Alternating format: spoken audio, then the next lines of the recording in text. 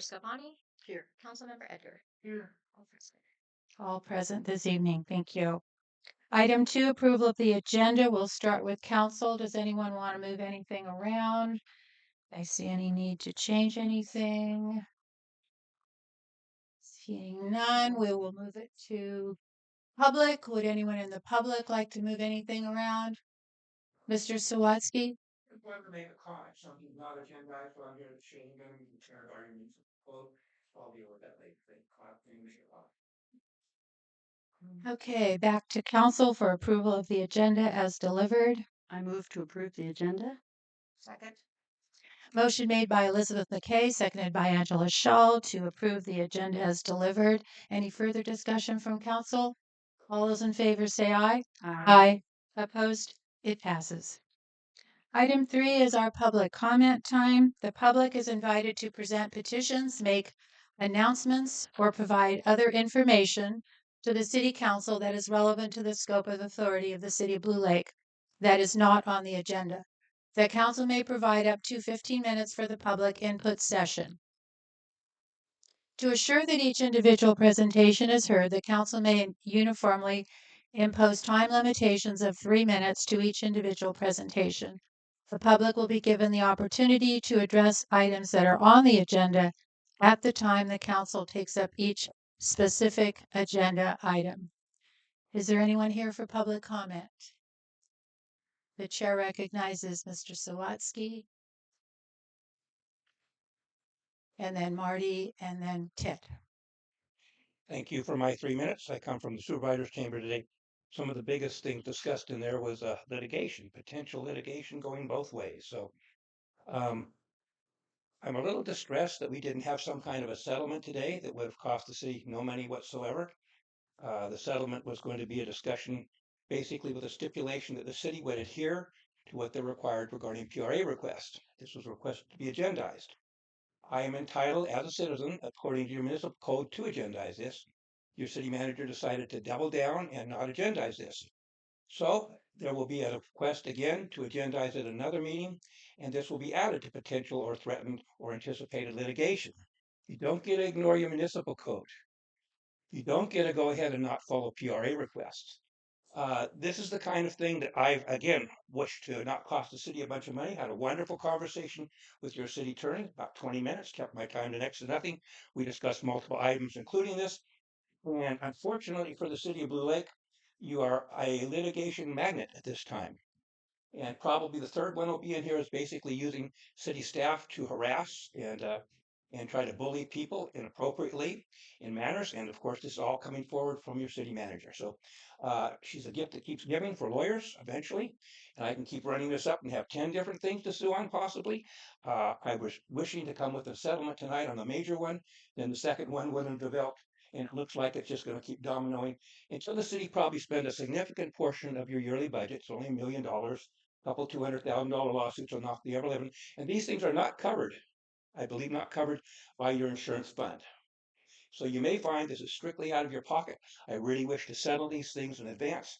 And if some of you are anticipating to run again for city council, and there's a rumor that our city manager now has decided to run, or not city manager, but same thing. Adeline Jones has decided to possibly run. Well, you're going to be running on a record where you basically defunded the city, eliminated police, a long list of things to go. So I strongly caution you folks that you may wish to consider what you're doing up here, and you may wish to listen to someone when they suggest you avoid litigation. They come up to you to speak. Marty Granger?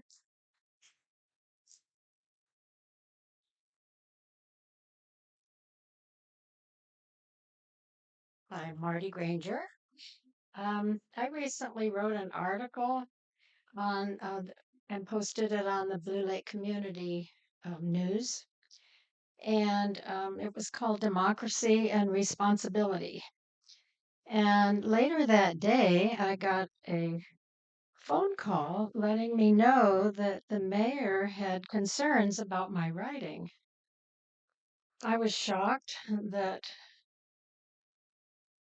Adeline Jones found it to be threatening and possibly inappropriate. I don't know what could be more appropriate than encouraging participation in the democratic process on the local level. And this is a responsibility that we all have in order to preserve equality and freedom in our republic. Thank you.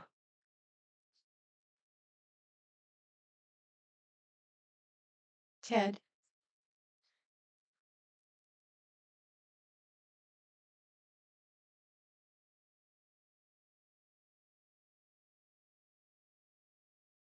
Hi, I'm Ted Hales. My comment is in regards to Marty Granger's comments. I served for 24 years active duty in the United States Army. That service was dedicated to upholding the Constitution of the United States, because that was part of the oath that I swore. All public servants in government are supposed to uphold and protect the rights of their citizens and not seek to undermine them. Any public servant trying to chill the free speech of a citizen is, quite frankly, they're in violation of their oath of office. I think you owe Marty Granger an apology. And if you can't respect the civil rights of citizens you're supposed to serve, you shouldn't be holding the offices that you do. Thank you. Thank you. Yes, sir. Could you identify yourself, please? George Stark. I wanted to mention something about the proposed developments along the river. We really need to have a charrette that has a public input, a public vision of our community that goes forward. And what I understand is you don't have the capacity to upload all the documents related to this project online for the public to view and comment on. So how are we supposed to find out? According to Mandy, we're supposed to ask her for information on it. I'm supposed to ask you for information on it. It needs to be available to the public so we can have input. We need to have a public vision on it. We need to have a charrette so the public has input on it, on the whole design process. Right up the street, I live on 2nd Avenue, we had a water main blow. The infrastructure of the city is not adequate right now, and you're talking about having major developments. So tax revenue from the development is not going to cover all the upgrades that are already needed with our roads and increased traffic. Thank you, Joe. Is there any other public comment at this time? The chair recognizes Angela Dare. I'm here to speak for Becky. She wasn't able to make it tonight. At the last council meeting, Ms. Rosado stood up and said, quote, "We need to allow our city staff the opportunity to do their damn jobs and step back and let them do that." Last week, an email was sent to each council member as a reminder of why questions are asked repeatedly. Email cites numerous city policy documents that prioritize communications and community engagement. The documents show city governments obligated to provide real engagement with citizens rather than the minimum allowed by law. For the last 9 months, citizens have asked questions during public comment. Mostly they go unanswered. They are forced to ask for PRAs, which are often delayed and insufficient. On July 17, 2023, a request was made for all projects from grant funding or city money spent through Parks and Rec. What was received was a detailed list of mostly employee wages and some materials. It did not say what the projects were or where the funds came from.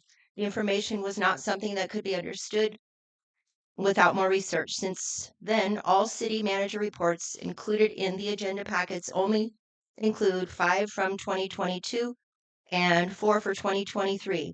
All these were read. In those reports, a grant for $177,000 that was awarded in May of 2022 from the State Park Per Capita Grant Fund that must be spent in capital improvements within the parks. It was stated in the manager's report that it would be used for the floor and roof at Prash Hall and other upgrades. But after reading all the reports and looking for the approvals on these projects along the way, the roof was never mentioned again, and the funds were directed to the commercial kitchen project instead. The reports received showed a total of expenses at $44,000. Does that leave $133,000? If so, where is it? On June 27th, Mandy said she needed $79,000 from the American Relief Fund to pay for the roof. Did the full $177,000 already get spent without fixing the roof? Why are we spending discretionary funds on the park when we can use that money for anything and the larger grant must be spent on parks? We need money for law enforcement and other critical services. That 79,000 should be made available on a priority basis. Why is it so impossible to put all these pieces together in a way that can be understood by the citizens of Blue Lake? Are city employees working from different reports or do they have something much better to work with? There should be grant and project reports made readily available for anyone to review. It should not take multiple PRAs and weeks to get simple answers. What does the council know about city finance? Who decides where the money gets spent? Do you remember years ago the whole council went through the budget line by line and actually understood what was happening? Back then, the council decided how to spend the money. They were not told. Yeah, 3 minutes. Is there any other public comment? Aaron? Thank you, Mayor, for letting me speak. I'm Erin McClure. I'm going to talk on numerous topics, see if I can get Mr. Ricka down here again tonight. First of all, is the water tank issue at my property and the lease with the city. Still, nothing has been even talked about. The city has not come up with appraisal or a fair market value lease for me, and I find that's very shameful since some of us have lived in this town for many, many, many years. The next thing is there's numerous citizens dumping trash on my property, and I've had a huge problem with loose dogs running my livestock lately. So everybody knows if a loose dog comes on my land and runs my livestock, they do not make it out of there alive. I've had numerous livestock killed lately. For every animal that's killed, it's 3 times that price to the owner of the dogs. So far, I've been able to find the owners of the dogs. And I think that really goes along with seeing loose dogs running all over Blue Lake. So it's really not a good deal, and I take it serious. And so if your dog's missing, it probably came to run my sheep. The next thing is I have a lot of trespassing on my land, which many of you know that's been a huge issue for me. And as I look around the room, I see a lot of familiar faces on my cameras. So all that went to Billy Hansel also. So thank you for your time. Thank you. Is there any other public comment this evening? Okay, just to make clear, we cannot make any statements or answer any questions during public comment. It's just a time for the public to present their petitions and their um, concerns. Since it's not an agendized item, it's not something we can take action on. Oh, thank you. Thank you, Angela. Julie on Zoom. Hey everybody, fair. Yeah. Oh, fair. Appreciate that very much. I just was concerned, there's been kind of an encampment that's behind the roundabout there where school's at. I don't really know if it's been active place or not, but school's going in session this week and I was just hoping to get a little message out to everybody to maybe check that out. And that's it for now. I'll be back on for the trail. Thank you. Thank you, Julie. Okay, I don't see any other hands. No other hands. Okay. All right, we'll move on then to item 4, the Great Redwood Trail presentation and discussion. Carol Vandermeer will provide a presentation to council and the community on the status of the Great Redwood Trail and work to date. And welcome, Carol, to our meeting. Thanks for having me here tonight. I'm Carol Vandermeer, and I work as a project coordinator for Redwood Community Action Agency. And one of the projects I'm involved in is doing community outreach about the Great Redwood Trail Master Plan. We're in a master planning phase right now. So part of my aim is to reach out to communities like yours, tribal nations, all kinds of folks to get their input so that we have a master plan for this envisioned trail that will be, when completely built someday, 316 miles from taking advantage of the old North Coast Railroad corridor and converting it to a trail.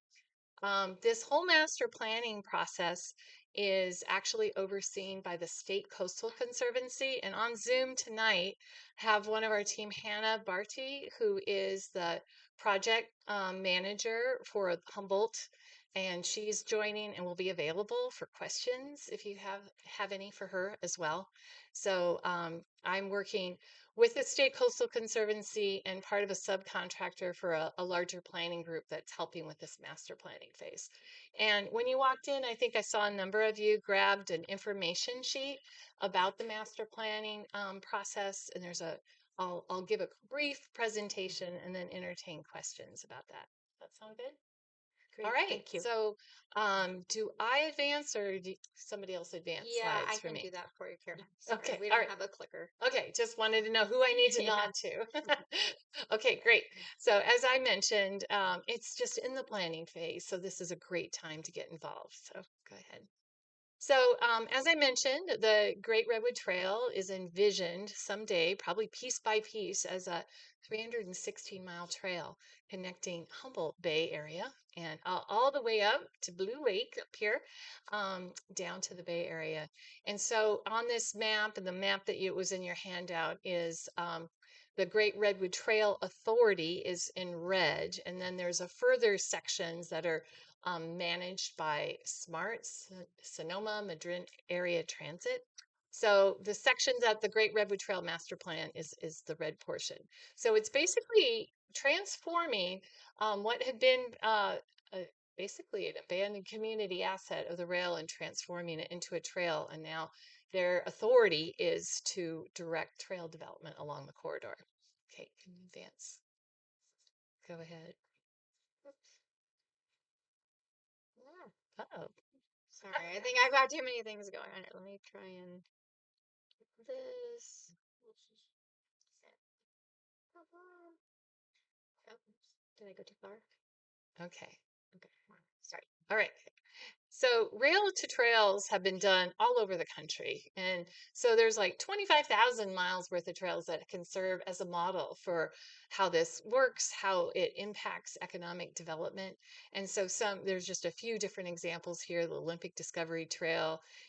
These are trails that we can take lessons from, see how they impact towns and rural areas. And so it's really a multi-purpose paths that are made out of former railroad corridors. So go ahead, the next one. So how did we get here? So there have been feasibility reports done back in 2018 about, is this a feasible plan? You know, as many of you know, it's taken a long time to decide whether or not it was economically feasible to get the rail back. And so in 2021, the Great Redwood Trail Act was passed, and it basically created this new agency to take over for the former North Coast Railroad Authority. And so, what really was significant in making this whole process possible was rail banking. Rail banking is a way to preserve this corridor. Should there ever become a time in the future when rail is more feasible, it could still be used. But until then, it can be used as an asset to the community in the form of trails. And so, this master planning process was kicked off, in October of this year. Okay. Yeah, boy, it's flipping around. Let's see. Slide.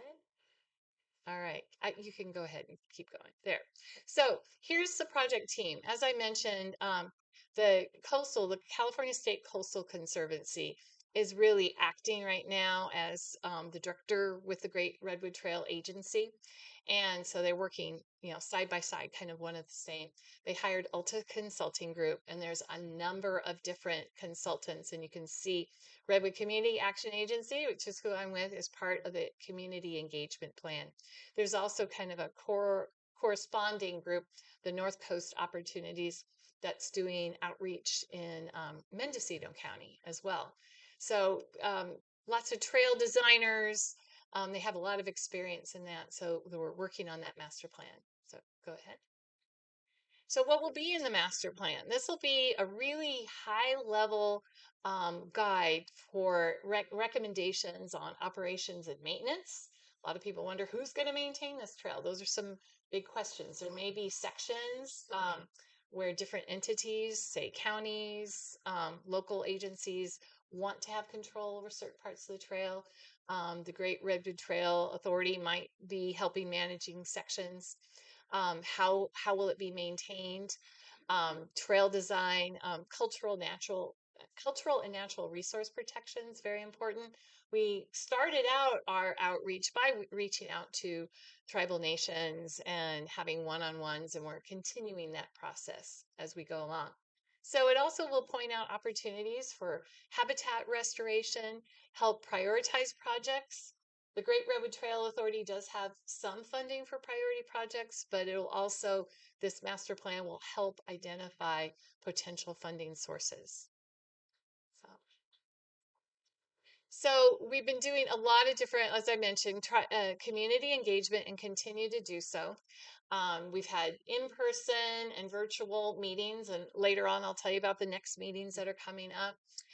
We've had small group stakeholder meetings, talked with equestrians, talked with, trail riders. I met with the Timber Heritage Association, so we've been meeting with lots of different groups and individuals online. There's a great website with online survey, comment forms, and we've done a lot of different tabling events. In fact, I think my colleague Vanessa was out here for Annie and Mary Days, and we continue to do those kinds of events.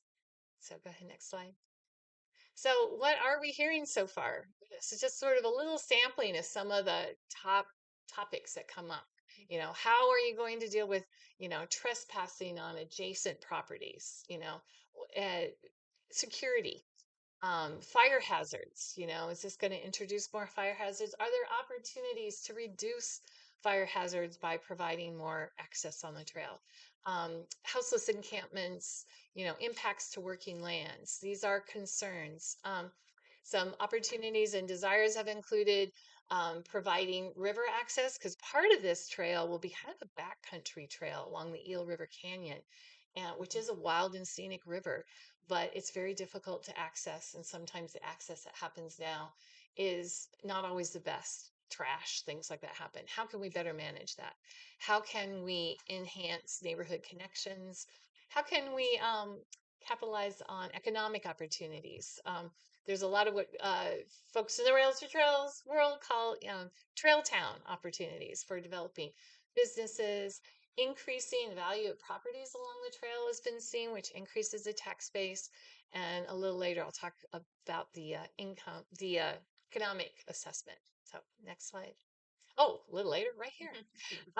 So using on the website, GreatRedwoodTrailPlan.org, there is an economics benefits assessment. And this assessment has a very detailed methodology and how they've looked at other areas, similar areas, and they estimate that once fully built, and so that's a bit into the future. This is piece by piece. That trail now. oh, oops. Listening about the trail now. I think there's some folks who probably need to mute. Okay. So anyway, what they've done, and I encourage you to go online to read how they come up with these numbers, but they estimate in recreation, tourism, and retail benefits from visitors coming up here. I mean, this will be a national draw once fully built. $61,000 a year. Health benefits from increasing more active means of transportation. 61 million. Oh, right. That's what I Yeah, meant to say. yeah. Thank you for that catch. No, it's okay. And 38 million. yeah, health 38 million in benefits. Yeah. They just look at those health benefits from encouraging and enabling more active lifestyles, and transportation, reducing the number of car runs. Not to mention, I think under health benefits also addressing issues around climate change and reducing car travel. So next slide. Hopefully the little clicker's a little touchy tonight. No, it's Oops. Okay, go on. There was another slide in there, but oh well. Okay, You went to after that that one, is there one? No? that one to that one. Okay, well, that's fine. I was just going to focus in actually, the slide that's missing, again, I encourage you to go online. They do break it down by each area and towns, like Blue Lake. I'm so sorry, that should be on there right now. Maybe Hannah's got access to that. So this is just to take a little look at in Trinity and Southern Humboldt County.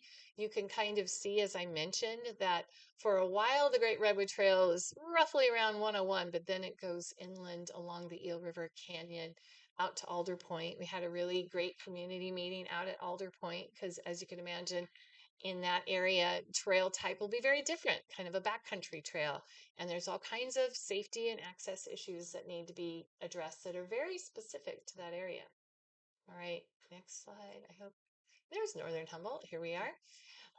So you can take a look at Northern Humboldt County. In red is the corridor, but there are also places, it doesn't really show up on here, but around the Humboldt Bay area and out here on Blue Lake, we're piecing together piece by piece part of the Great Redwood Trail. And that's really how it's going to happen. And the master planning process is an opportunity to have communities speak up for where do they see the next priority project. How can that bring economic benefit to our community? So we're all ears and listening. I live out in Manila, so that's another spur out there, the Samoa spur. And that potential trail could, obviously, there's Timber Heritage Association folks who want to see rail with trail. It's also an opportunity to give, kind of a complete streets opportunity for pedestrian and bicycle transportation instead of relying solely on the highway. So there's a lot of really great opportunities. I think probably most of you all know that the Humboldt Bay Trail connection between Arcata and Eureka is under construction right now. It'll be finished next year. So there'll be a complete connection from Arcata to Eureka. And I'm also working on a planning study to continue south from Eureka to CR. So that'll probably be another priority segment. So next slide. I think we touched on that. I'm sorry about if there's some mix-ups. Yeah, this is just to Humboldt County alone, the $48 million annually of benefits. So the whole economic assessment will give you an opportunity to kind of look at the breakdown for each of those areas. All right, next slide. So this just shows, like in the Eel River Canyon, what kind of benefits there might be. You can click on through. We don't have to dwell too long on these. All right, keep going. Next slide. So as I mentioned, this is a time to get engaged. We are going to have more in-person workshops. We're doing them both in Humboldt County and further south, and like in Ukiah, there'll be one in December 6th. There'll be another in-person workshop on December 7th. And around that time will be the time we'll be presenting a draft master plan. So we're still in the listening and collecting information for that draft plan. The estimate is it will be done around December, and then we'll see, did we get it right? Did we hear what the community was saying? Go back, make corrections, and hopefully present more of a final plan later in early spring of 2024. So those dates up there say December of 2024. Is that supposed to be this year, or it's supposed to be this year? Okay. Sorry about that. This is what happens when I just. Oh yeah. Okay. Yes, we're gonna have them this year. Okay. Good. I'm jumping ahead. So we do kitchen table conversations with small groups, one-on-one. So I'm here. You may be part of a group. You may be an individual landowner. You may be somebody who says, I have something to say about this. That's why I'm here. I left my cards. If you want to continue the next slide, there's some, these are some of the kinds of things that we're asking, what's your vision? What's your dreams for the corridor? Like here in Blue Lake? What type of experience and trail amenities would you like to see?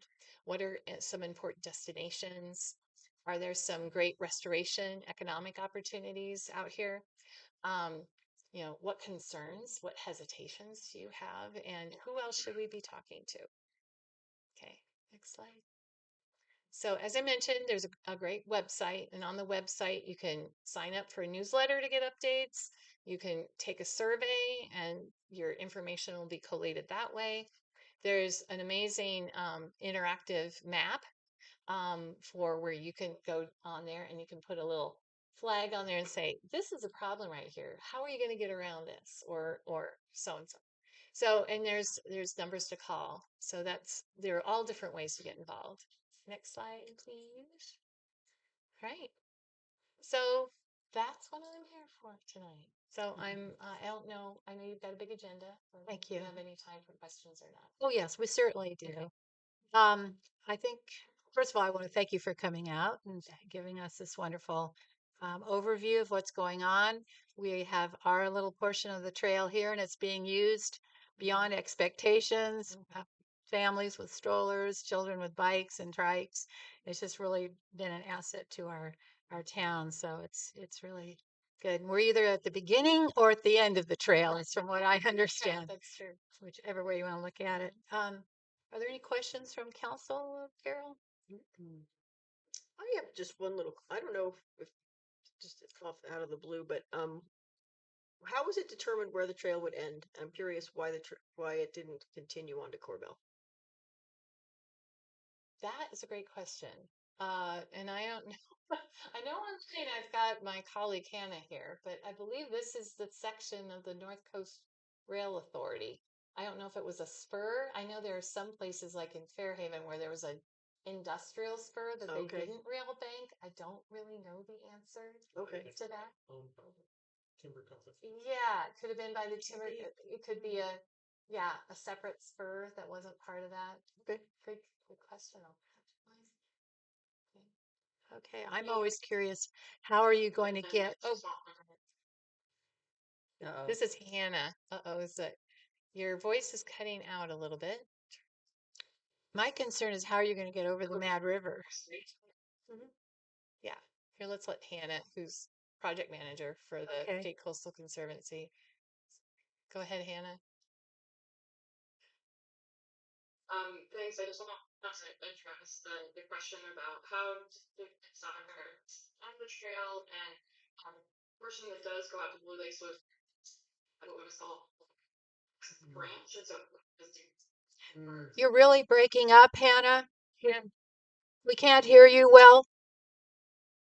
So sorry, I don't know. Yeah, the audio isn't working. Sometimes Gonna put it in the we chat. we try using phones. We can put a phone there. Yeah, I don't know if you can call in or put it in the chat, Hannah.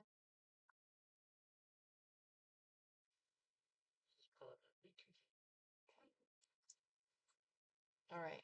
Well, I think she may have an answer. That's what it sounded Yeah, like. that's what I was thinking too. Yeah, And turn I off wanted to the hear it. video might make it. Yeah. I don't know if turning off your video, Hannah, will work. I don't know if She she's can doing even hear us. Okay. Okay. Good. yeah, I'll wait until the end. I'll call in, and if there's an opportunity with more time. We can hear you now. Hannah, Yeah, now we can hear you better with without the your video video. Go ahead. I just wanted to confirm that bill banking that we were able to do just included portions of the primary spine or the the primary track for the North Coast Trail Authority or Railroad Authority, and the portion that goes out to Blue Lake was part of an industrial branch known as the Corblex branch. So that's why there's this portion going out to Blue Lake that determines sort of the begin and end portion of the trail. But the question was, why didn't it go all the way out to Corbell?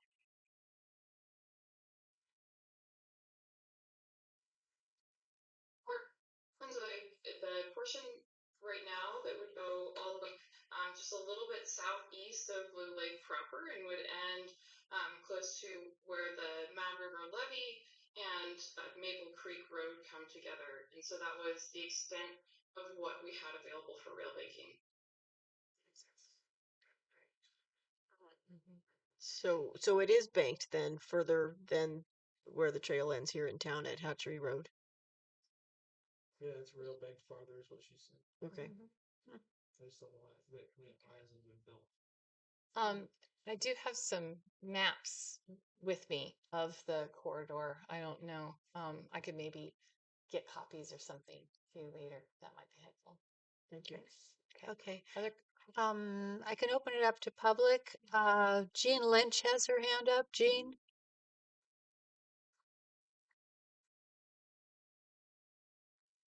Thank you. Can you hear me? Yes, we can. Okay. Could you touch on the process, the ongoing process of property that when the railroad stopped as a business, the property was then abandoned and should revert to the original property owner? Could you touch on that? I don't know. I wish Hannah could, her audio was better, but it's my understanding that all that the Great Redwood Trail Authority has easements, over the whole corridor, and that there are some, misconceptions that it's all reverted to private property owners. I mean, there's private property all alongside certain sections, but there's still, the authority still holds easements over those. So I don't know, Hannah, if you're able to add any more to that or not. Going through the development process of abandonment does not mean that the property itself is abandoned, but that the rail line is not being actively used, such that it's available for other uses in the meantime before some date where potentially the rail could come back. It's a process of rail banking that we go through, so that the entire corridor is still owned. In fee title by the Redwood Trail Agency, which was formerly the North Coast Railroad Authority. My apologies. I said, no, Great Redwood Trail Authority, it's agency. Okay, and I think that's Julie again. Go ahead, Julie. Hear me okay? Yes. So I'll give you guys little details on some of that rail banking, and this is coming from the lawyers of our state transportation, and this is coming from Steve Madrone. So the section that comes from 299 Glendale was not rail banked, and that was reverted back to property owners. Exceptions is the one little strip through Furnace. It should be noted, and our representative from HCOG could have brought it up, but I requested 2 meetings ago because Caltrans was listing this as a project to go 299, and they've been working on it actually for a very long time, so it's nothing new. They have the funding, they're in phase 2, it's nothing new. You guys know that. Anyways, at the next HCOG meeting, potentially, they will be having an actual report with Caltrans with the section that will actually be connecting to Arcata. There's a lot of fallacies that we're talking to Caltrans too, with getting across the river. Lots of little fallacies with this. And what's been upsetting to me this whole time is that there's been this message out to the people that are donating and supporting this trail that this was rail banked and this was totally possible and this was going to happen. And I kept up with all this stuff for a very long time. I was on along the live Zoom just the other week. They know there's a lot of fallacies within sections of this trail that will limit it to only being certain sections of this trail will be available. And if you guys need any more information on it, you get on their webpage, like the presenter was saying, and they will have some future ones that will pop up. Unfortunately, if we were really that interested, we would have been advertising the one that just happened for our local region about a week and a half ago. So I'm always out there to discuss this with any of our city government that is already having discussions with it in Rancheria. I'm always here. Thank you. Thank you, Julie. Are there any other questions, Mr. Sawatsky?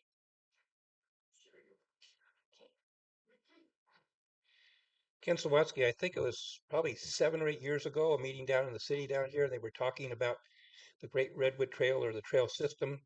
And my recommendation to Mike McGuire was that if he wanted a chance of a snowball in anything, then he needed to have Steve Madrone involved in this. Didn't listen for quite a while. Now Steve Madrone is involved. That's a good thing. Unfortunately, I think it was probably 4 months ago, the Surface Transportation Board made a ruling that this railroad was abandoned prior and was not able to be rail banked. So the Annie and Mary portion we have here is not able to be rail banked. So the question that we would have as far as the public goes, and myself owning, and many people I know owning very large sections of ground where these cross, which basically this is the biggest question, I guess. Is the process going to engage in condemnation or any kind of a process which would involve in a taking against the person's will of the ground? And a lot of these things were easements, technically, that actually reverted back to the owners if they hadn't been used for a railroad for a matter of a few years. So it probably will end up in quite a bit of litigation. As you probably are aware, the section 4.5 miles, very easy to do, very uncomplicated. In Arcata, there was costing over $20 million, around $20 million for that 4.5 miles they're working on right now. Miles of trestle were eliminated. If you can imagine how expensive it is to redo a trestle, that has to go back in. And I don't think this is viable. I'm gonna speak for Mother Nature a little bit. She threw the iron horse out of here. And the same things that caused the iron horse to go, and it wasn't just vibration, the things, it's the area you go through. She doesn't want people there. And we're very we think we're so important. We're an invasive species. And all it takes is one or two irresponsible people there who don't follow the rules and start a fire. And you could see that whole beautiful area blackened. And that's what most people are afraid of. They really are. And I think it's justifiable. I mean, if you're going to have all these people there, all it takes is one person and that match at the wrong time. And we've seen what's happening in the woods here. I don't think this will come to fruition. Doug Bosco was promoting it, Coastal Conservancy there, and his intention is to get through his group and people, all the consignments for everything you'd need on the trail, all the accommodations. Very greedy money-making prospect there, and I don't think it'll come to fruition. Thank you for the opportunity to speak. Thank you. Okay. Yeah, I know there are a lot of details about, and especially out Annie and Mare Trail not being rail banked. And I think the State Coastal Conservancy, Hannah and others would be good ones for one-on-one conversation and kind of getting down to some of those legal details. And I understand I've been out listening and hear that there are some real concerns out there. And what the master plan is trying to do is find strategies that help alleviate some of those concerns and come and get involved. And we'll take your input, and I hope you come and see what the draft plan has and how those things can be addressed in other ways in terms of design ways, and what we've learned from other 25,000 worth of miles of bank rail banking and trail creation. And sometimes some of those concerns with the active trail use can be addressed by more eyes and ears, and positive activities on the trail can alleviate some of that. Some of it needs to be designed properly. Sometimes where appropriate may need, fences and patrols, and otherwise there may be natural barriers. There are a lot of different ways. And hopefully we'll all get involved in making this the best master plan we can. Okay, thank Yeah, you. it's always Karen. surprised me actually that we don't have a better trail system here, yet. We've been Yes. working on it for a long time, and so many other places. Oregon has amazing trails, Idaho has amazing trails, Mhm. Redding has a really nice trail system. And what are we doing here? Yeah, we're This supposed to rail be all banking. groovy over here, but we don't have the trails. Mhm. We have to ride our bikes next to automobiles all the time, and it's just not as safe. So Right. I'm really excited at the idea of the Great Redwood Trail. Great. Thank you. Lisa and then Dana. Okay. Lisa. Get on the Anywhere board, which I am, and that's just a business chain. I definitely like to see bicyclists separated from cars, for various reasons. But also, I'm wondering about, we're working with Caltrans on the next phase. Yeah.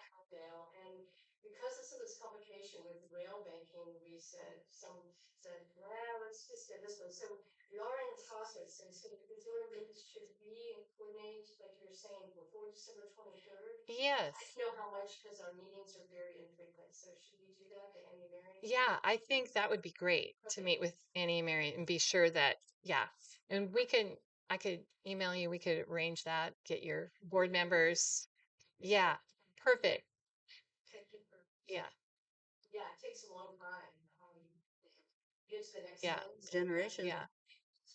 Yeah, that's perfect. That's part of what I'm trying to do is work with various trail advocacy groups, all different kinds of groups, and be sure that their voices have been heard and recorded, and we can address those. And yeah, okay. Okay, and then Dana?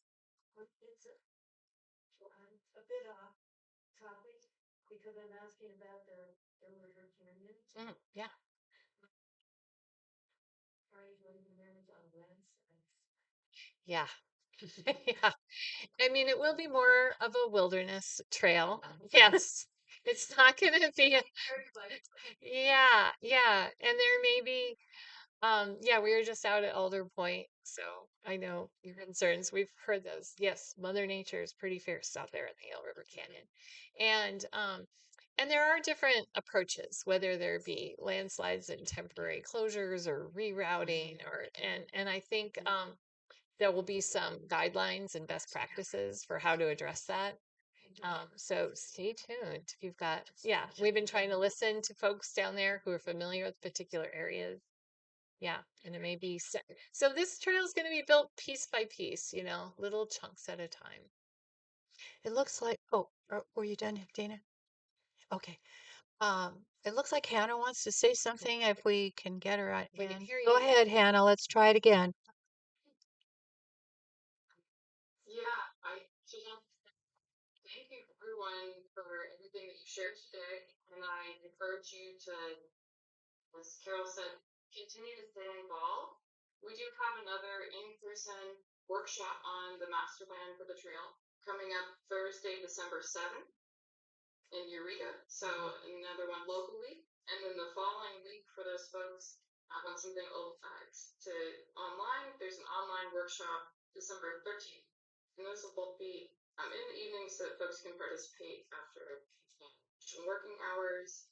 And again, yeah, just staying involved. This really is a time during master plan where listening and learning, gathering concerns, and working with communities like yourselves to figure out what those best approaches will be for each location as we build out the piece. Okay, thank you, Hannah. Thank you. That worked. Yeah, that sounded great. All right. If there are no other questions, we have- I'm sorry, Joe. Go ahead. I'm Joe from the Trails, and I have a cyclist. I lived in Santa Rosa for a while, and they have a plethora of trails throughout the county, which are wonderful. They had the houseless pops up on a couple hundred people camping campus in Santa Rosa, and it became dangerous. People were not wanting to go on the trails, so the social services did outreach with them and helped people find homes or different living situations. So through that, are you connected with different social services to help people that are houseless and or have other issues that might use the trail? Yeah. Those are great questions. And we've been trying to reach out to local agencies and advocates, for housing folks and find out what the best practices might be to work in collaboration with various agencies to help people find places they need to connect to make the trail feel safe for everybody so that doesn't become a problem. Having signage that has opportunities for people to go get services, that they may need. So we're trying to develop a section by meeting with these agencies ahead of time. Yeah, in my experience is there's some people who are accepting the help, and those people like they don't want to be part of the system. So Yeah. There's that balance. So they want to be part of society. People don't. So it's a tough problem all over the country. Yes. I know there were a lot of people when the Hammond Trail was being built, especially the property owners that were concerned about it. And what they found is that the trail goers are such good stewards of the land that they actually appreciate having, as you said, the eyes and ears right there. And so a lot of the problems are not a problem. Yeah, that's what Supervisor Madrone has shared his experiences in building that trail and the fears, that people had, and a lot of them have been borne out that they've found that it really is a positive asset. Yes, he was a former city council person for Blue Lake. Yeah.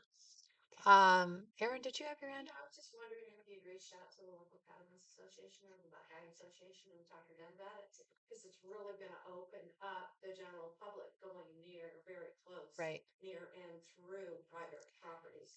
I know early last fall, Hannah's predecessor reached out to the Buckeye Conservancy and had meetings with the Farm Bureau. Who else was it? The Cattlemen's Association. And I can't recall that came up, and I don't know if we had a good contact there or not. I don't know if Hannah knows about that, but if you have good contacts, I can give you my card. And if there are people like who would be the one to talk to, that would be great. Because it seems like now with all the homeless and everything. Yeah. There's huge encroachment of people on private properties, and I think it probably gets a pushback by. Right, right. Yeah, yeah. I know Cattlemen's Association was talked about, and I should hand you my card if you've got names to share. That'd be great. Okay, I think that's it. Thank you so much for Thank coming you out so tonight. much. Appreciate it. My card. I'll leave my cards over here too if anybody else wants to pick up. That's great. We appreciate that. All right. Thank you. Yeah, thank you. Okay, our next item of business is item 5, the town square construction contract authorization. This is discussion and action item. The city has closed the bidding process for the construction of the town square. The city's engineer is reviewing the bids for responsiveness to the request for proposals. The city has a limited budget to construct the town square and will be working with the recommended contractor and our grant manager to identify options for value engineering and deferred installations. Due to rising costs associated with building materials, transportation, and supply chain disruptions, the city is prepared to modify aspects of the project to meet the needs of the community, the intent of the project, and the budget scope. The city manager is requesting the council's authorization to execute a final construction contract with the lowest responsive bidder and to make proper adjustments as necessary. And we have a bid here. So staff report on this, Mandy? Yeah, so we closed the bids last week and we had 2 responsive bidders. The bids, the lowest responsive bidder came in pretty close to where we had anticipated the contract would come in at, knowing that it was going to be higher than the amount of funding that we had. But we wanted to put as much into the project to see what items we could afford, what items could be pulled out, and what items we could look for additional resources to pay for. So we went into the project knowing that we didn't have all the funding necessary, but we are confident that we can develop a project that meets the intent of the original grant application and the input that the community provided, and have a really nice town square project, and then work towards bringing in additional resources for future installments. The project's really small. The footprint of the town square is pretty small. The biggest items that we wanted to get in are one is the bathroom, the hardscaping, the water feature for the kids. That was a big part of the application. Some Excuse me, some items I that need to have it quiet, please. Thank you. some items that we're looking at installing with other resources include the trellis. We felt like that was a pretty low hanging fruit installation that could be done maybe through a community project or through a different funding source. There's some additional parking that we had added that we think we can use street funds for. We had some budget savings in our paving project that we had up in Northfield Terrace. And those funds are available to do additional paving within the community, so that could be a benefit. And then we're looking at some cost options and project options for the bathroom. We had spec'd out a specific bathroom installation. It's a pretty high end installation. It was pretty costly, but we wanted to see, what the bids came in at. So we're looking at options to kind of pare that back, but I think we're going to have a really nice project, and we'd like to move forward with that project. The engineers are evaluating the bids. I just got the bid summaries just right before I came over. So they've done an analysis of the two bidders. Both of them were responsive bidders. Both of them are qualified. So we will be, I'm asking to be able to execute a contract within our project scope and budget with the lowest responsive bidder. Okay. Are they local? They are, yeah. Yeah. So when you say we're talking about the design, who was involved in preparing the design? So we originally did a very large community outreach process over 2 grant cycles to gain input from the community on what were the features that they wanted to see in the town square. And that was part of the actual funding program required a very robust community engagement process. So we, over a course of 2 years, 2 funding cycles, we held numerous meetings. We did lots of outreach. We developed different renditions, designs, and finalized a project that we submitted for the application, which was ultimately funded. So the project was then refined using the services of Aaron Ponte, who is a local landscape architect. So Aaron refined kind of the project scope to take the elements that the community had identified that they wanted to see at the town square and put that into an actual architectural drawing. So that was the drawing that we used to go out to bid and to go through the process. Can we see it? I'm a visual We person. can, but I don't have it with me. I mean, we have the bid packet that went out. Yeah, we I mean, if you want to come but I don't over know and- if you were on the council when we all decided on it. I don't know. Evidently not. I don't remember. I Yeah, was it's been looking for going for a that, number and of I years. couldn't find an agenda item anywhere that Oh, yeah. discussed the design. We've been Oh, working yeah, on this we- for 3 Just- years now. Yeah. Yeah. Yeah. And I understand that, but I did find in May of last year, I believe, that you mentioned working with Aaron Ponte for the design, and then I went forward from there, and I couldn't find any agenda items that showed the design or discussed it. So my question is when or if the council is going to have an opportunity to see the final design and talk about that. We presented the final design multiple times. It's been brought to the commissions for input over the years. I mean, the council authorized the submission of a grant. The grant required specific features that would be that were funded, and those were the features that we're proposing to install. It really isn't that fancy of a design. I mean, one of the things I wanted to see was some sort of a barrier between the property to the south. Yeah. And there's been a lot of different ideas that have floated around. I think Aaron Ponte's design had some kind of a wall, I think it was. Yeah, with it's a mosaic on trellis. it or something. And the idea was to be able to have it somewhat functional so that in the event that that property transitioned in the future, we weren't completely barricaded from that property because there had been talk about that property transitioning maybe into a mixed use development or having a better connection to the space, maybe having a food truck area so that the town square could also be more of a gathering place so people could, buy lunch and then eat it on the town square or just having a better connection. So the trellis was looked at as the best option to be able to provide some type of barrier, but not have it be so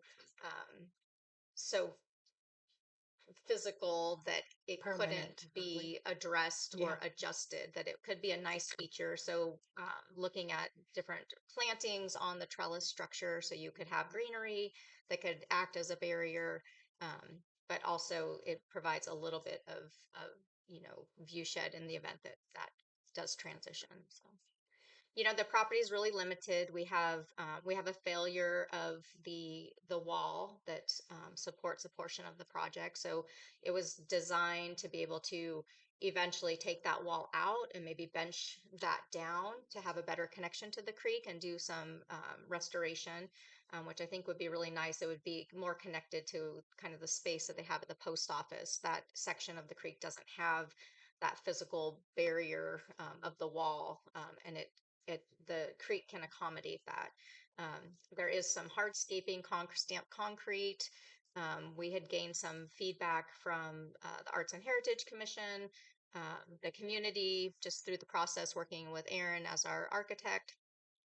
There's a small water feature for the kids. That was something that was identified. That was a really big part of the actual grant application, was having engagement through with the children and making sure that the town square had an element of recreation that the kids wanted. So the water feature was identified as the top priority for the kids. That was written into the grant, and that was funded. The rest of it's pretty basic. Like I said, the bathroom is a big part, because that allows us to have farmers markets and um, artisan markets and things. You technically can't do a farmer's market if you don't have a bathroom, and that's why we have to rent the B&B toilets each time we do it, which is pretty costly. So a bathroom's important. We have water, wastewater.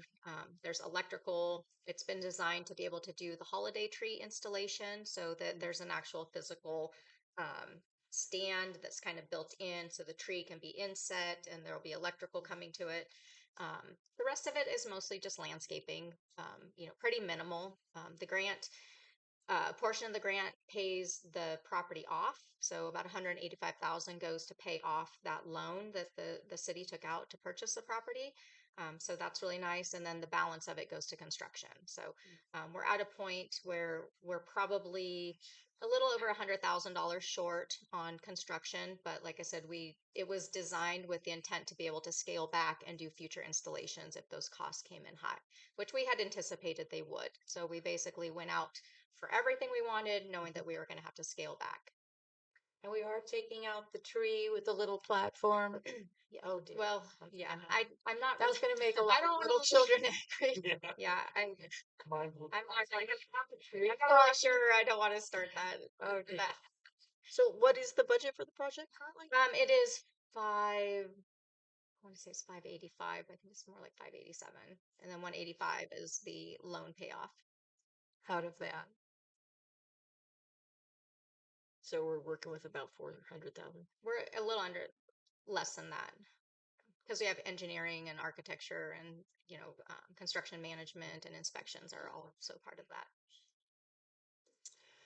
Okay, any other questions or comments before I open it up to people? So are we supposed to vote on this tonight? I had brought this to you before, but it's been a long time. And since we just had the bids that came in, and it was kind of timely to put it back on the agenda.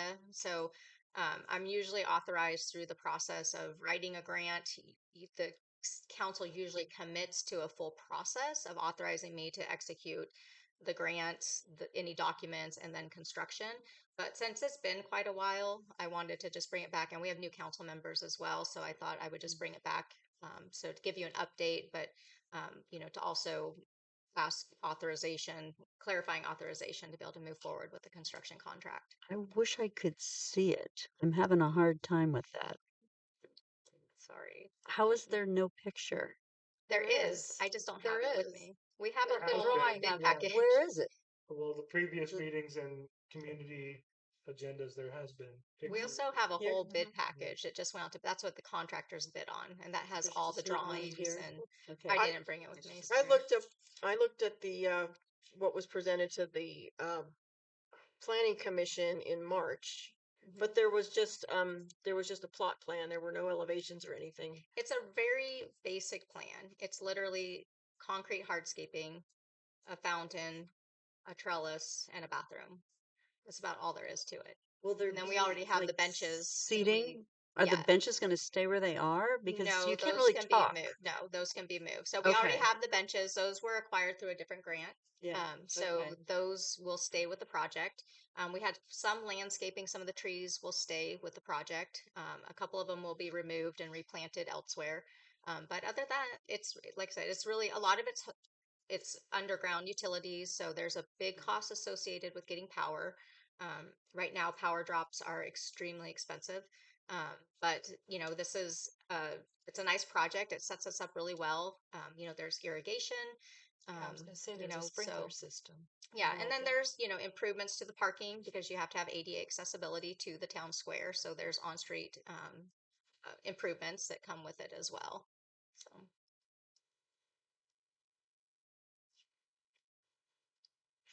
Okay, any other questions from council before I open it up to public? All right, public input on this item. Dana? Well, I have a big question about, Could we ask you please to come up to the podium? Otherwise, folks that watch the video can't hear anything that's said. what's a good question?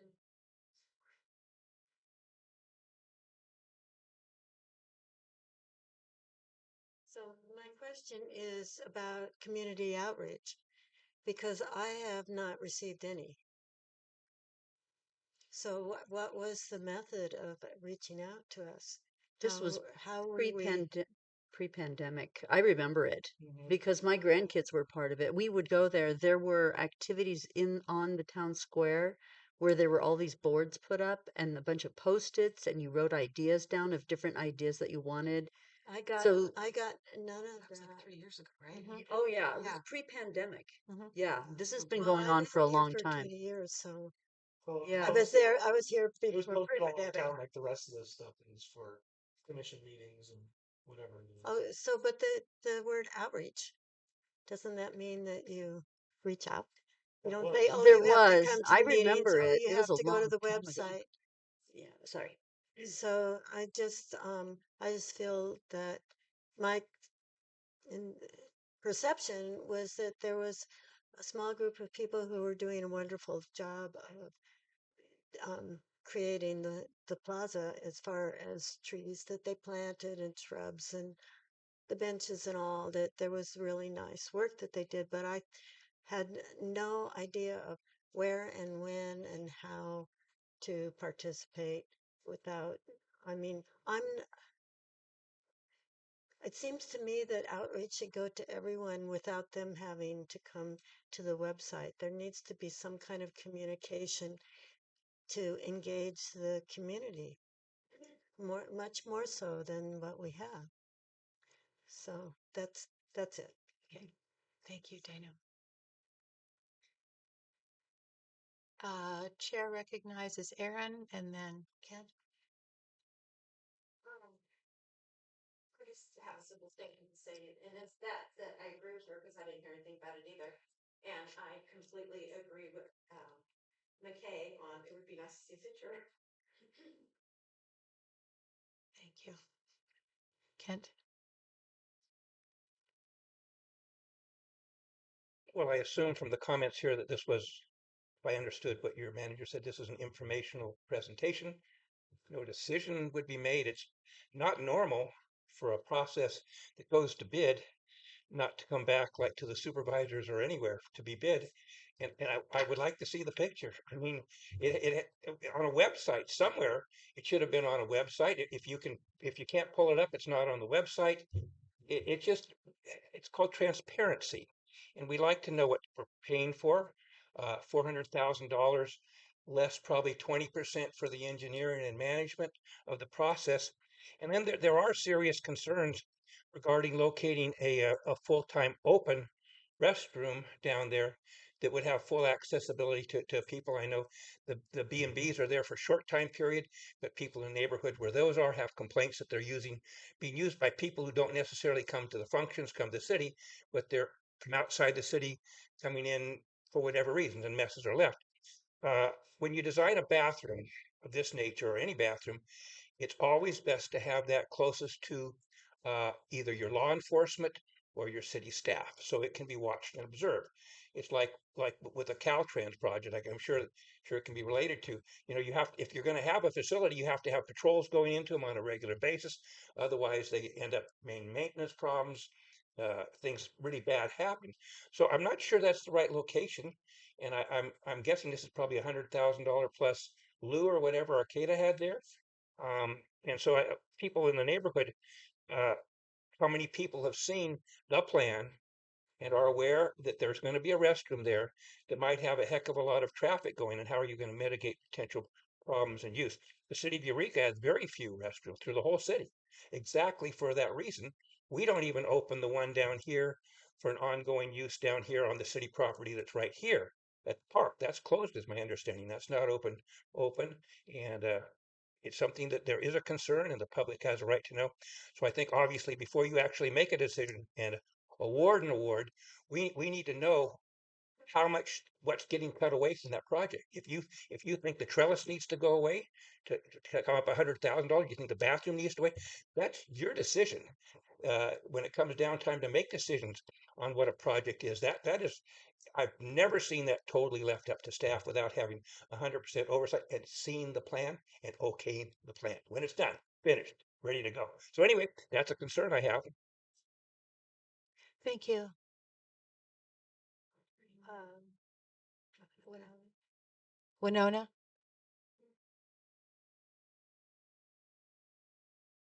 Benefits. I just have kind of a question. I think I did see plans. It was in the planning commission packet from quite some time back. I'm not sure if that's the most current one or the one that's making it to be voted upon. Um, Something that stood out to me was that the Portland Loo was being placed right by the bus stop, and that is in proximity as close as it could be to the houses that are around that area as well. And I just can't imagine if I opened my door and went on my porch and saw people coming and going from a bathroom. I think that's kind of um, just something to be taken into consideration. I don't know if there's a possibility to move it further back on the property at all. Just something to think about. Thank you. Thank you, Winona. Yeah, I've been wondering about that as well.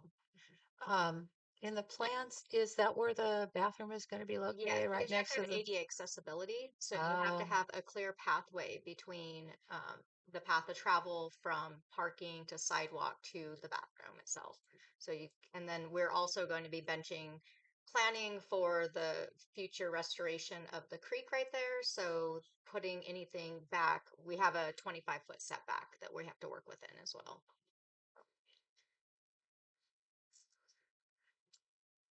any other concerns or comments? Andy Jones?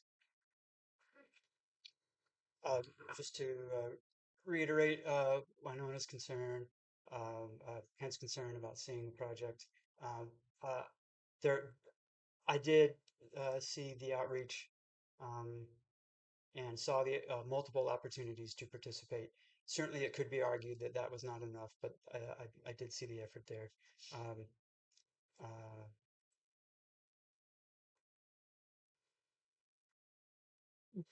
um, Yeah.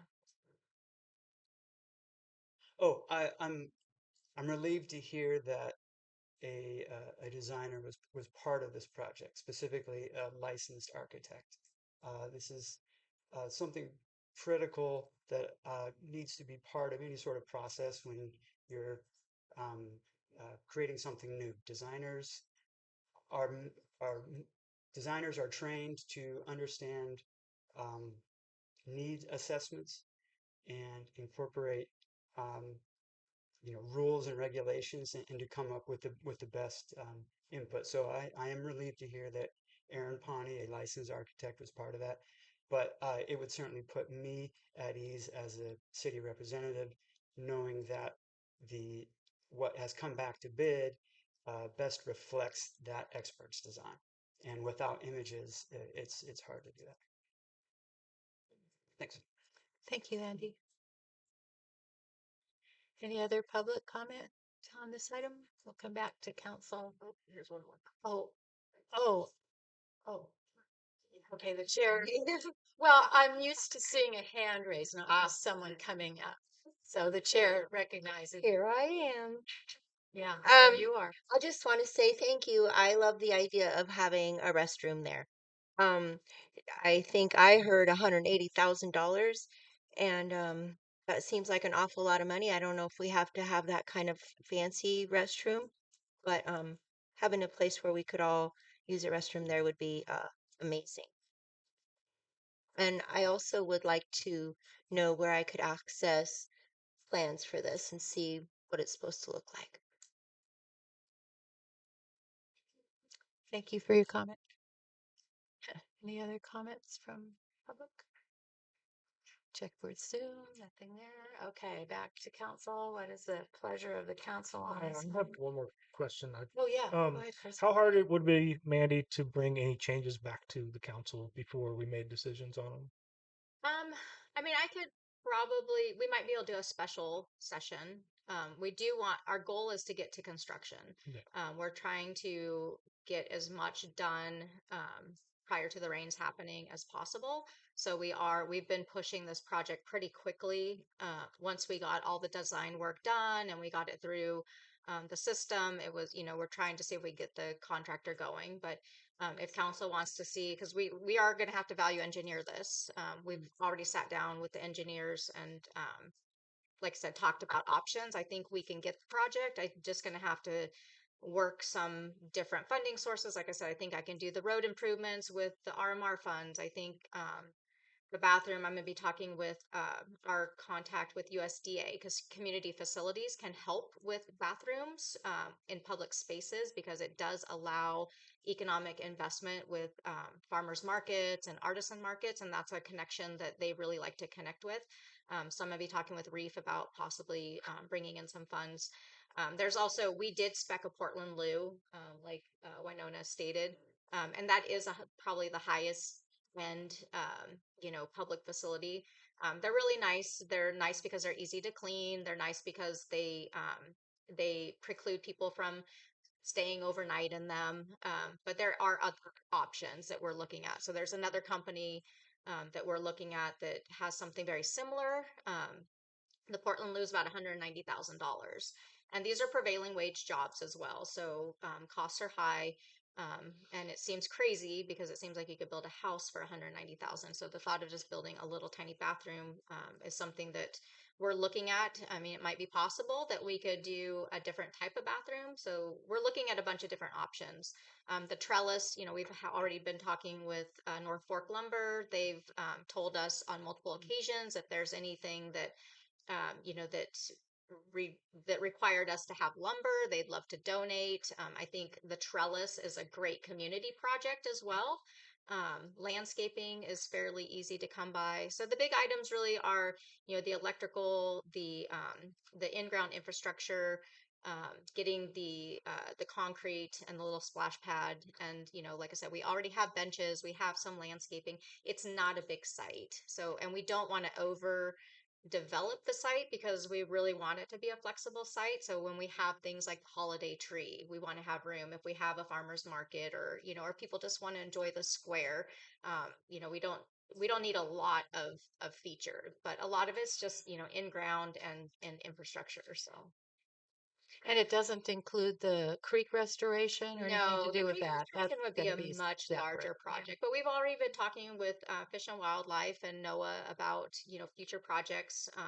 The whole wall system is failing between multiple properties, and one of the opportunities that the city has, being a government entity, is it's easier for us to pull in those state and federal grants, whereas a private citizen, it's much harder to try and tap into those resources. So having the city as a main property owner right there has a lot of benefit to being able to do some additional creek restoration in the future. So we've been working with that, and that was part of the original design, was to make sure that we didn't put any infrastructure that would preclude us from doing future restoration projects. So are the bidders, the two bidding companies, are they, whoever the winning bid is, are they going to do the entire project? So they'll do all of the electrical and they'll do the hardscaping and all of that? Yeah, so they will have subcontractors, but the majority of the work has to be by the prime. Right. So I guess maybe what I'm wondering is then can the council authorize the beginning of at least that component of it while we review the architect's design? Yeah, I I mean, mean, if could it work like that? So at least, like you said, so construction can get started because the electrical's going to go where the electrical's going to go. I'm assuming. yeah, I think it would be easier for if you guys want to bring this back. I mean, this has been brought to you prior. So, I mean, I was authorized to go out to bid for this with that bid packet. And I realized that there's new council members that, you know, have Right. maybe weren't part of that process because we've been working on this for, like I said, 3 years. So At we were least. funded Yeah. by the state to do a specific project with specific elements, and that was what was designed in. And then, you know, went through several iterations, went through the planning commission and different things. So, but if you want to to take that position, I'm fine with that. I would just ask for a special meeting because I don't want to hold up the contractors. And a month is a long time to wait because they, you know, they have to go through a process of getting bonds and lining up subs. And we're going to go through a process of, you know, like I said, value engineering this to see what components we can either pay for from a different source or we can pull out the project for a deferred installment. Um, so that would be my recommendation if you're not comfortable authorizing us to move forward. Well, I think that we've heard from quite a few people that would like to see a little more front loading of the ideas and the design and maybe have an opportunity to see and understand and ask questions. So I think a special meeting would be a great idea. So I just will caution you though, the design has already been approved. Prior council approved it. I And understand. so the grant also, nothing we that we can accepted change the that. grant with those features that were part of Right. a very, very robust public engagement process. So But you're talking about doing some parts of it, but not all parts of it. So maybe people have some input that they'd like to share about, what they'd like to see put in first instead of later or whatever. Just an opportunity for people to be part of the process. I know it happened before, but a lot of people weren't part of that. And a lot of those people that weren't engaged in the past want to be engaged now. So I think it's reasonable to create that opportunity. Well, it's the 22nd. We have another Tuesday in August, the 29th, or then we're looking into the day after Labor Day, which is the 5th. I like to keep our council meetings on Tuesdays. As you can see, there's a pattern here. So if we wanted to continue this with a special meeting, we could look at maybe the 5th or the 12th. I don't know how people are doing. Should we do Or the 29th. I don't know. Is the 29th okay for people? Yeah. It's fine for me. Next Tuesday? Yeah. Is that enough time to get the word out? Yeah. Well, honestly, I don't think that this is a time to be making decisions about it that much. I just think that it would be nice to see it, the visual. So That was my issue is Well, just some of wanting to us have see it. seen I it, wish we though. just yeah, had a picture. Okay. well, Yeah. but like she was reiterated multiple times, is like this has already been voted on and it's already been gone through. We're just approving her to use the money that's already been approved Yes. to her. Right. And This is it's kind of a already long been process. engineered, it's already been gone through, it's a project, and Yeah. I just don't understand why we need another meeting, other than if there is any adjustments to the project, then we should have a meeting. Not if there's no adjustments being made, I think we should just go through with it. Right. Because if there is an adjustment, say we need to change the bathroom somehow, maybe we should have an input on that. But as of now, the project needs to go forward. Like they said, with the rains coming, we need to at least start to break ground. Right. Because like Angela said, the electric's going to go where the electric's going to go. The toilets are going to go where the toilets are going to go. The only thing that we're really going to be changing is a little bit of aesthetic things Right. because of reduction in price. Because it's Yes. $100,000 roughly over bid. Mhm. So this is already like, if we squash it now, we're battling each other over something that's already been decided. Right. I'm hearing that. Okay. Yeah. Okay. I can Well, I back still off. I'll go and And I just do look at feel it for us after to the push meeting. that. should have I didn't think about bringing the plan set because like I said we approved this already like a long time ago, so I'm just bringing back now the update and the authorization to move forward to construction. So I didn't anticipate. This was before my time, and I was involved in most of the community outreach, and there was a lot of community outreach, as she said. There really was. heavy. I remember too. There was multiple times that it was posted around town. There was different meetings and there was a lot of outreach about the programs that was going on. Yeah. Every time we walk by, my grandson asks me why it's not done. Yeah, there was time. There was a I guess I don't know. So I guess I'll back off. Yeah, I'm happy if you guys want to come in and look at the plans, I could go over them. I can post them, make them available to the public. Like I said, it's not an overly complicated Yeah, plan it by isn't any that means. fancy. It's Is there an artist rendition of it?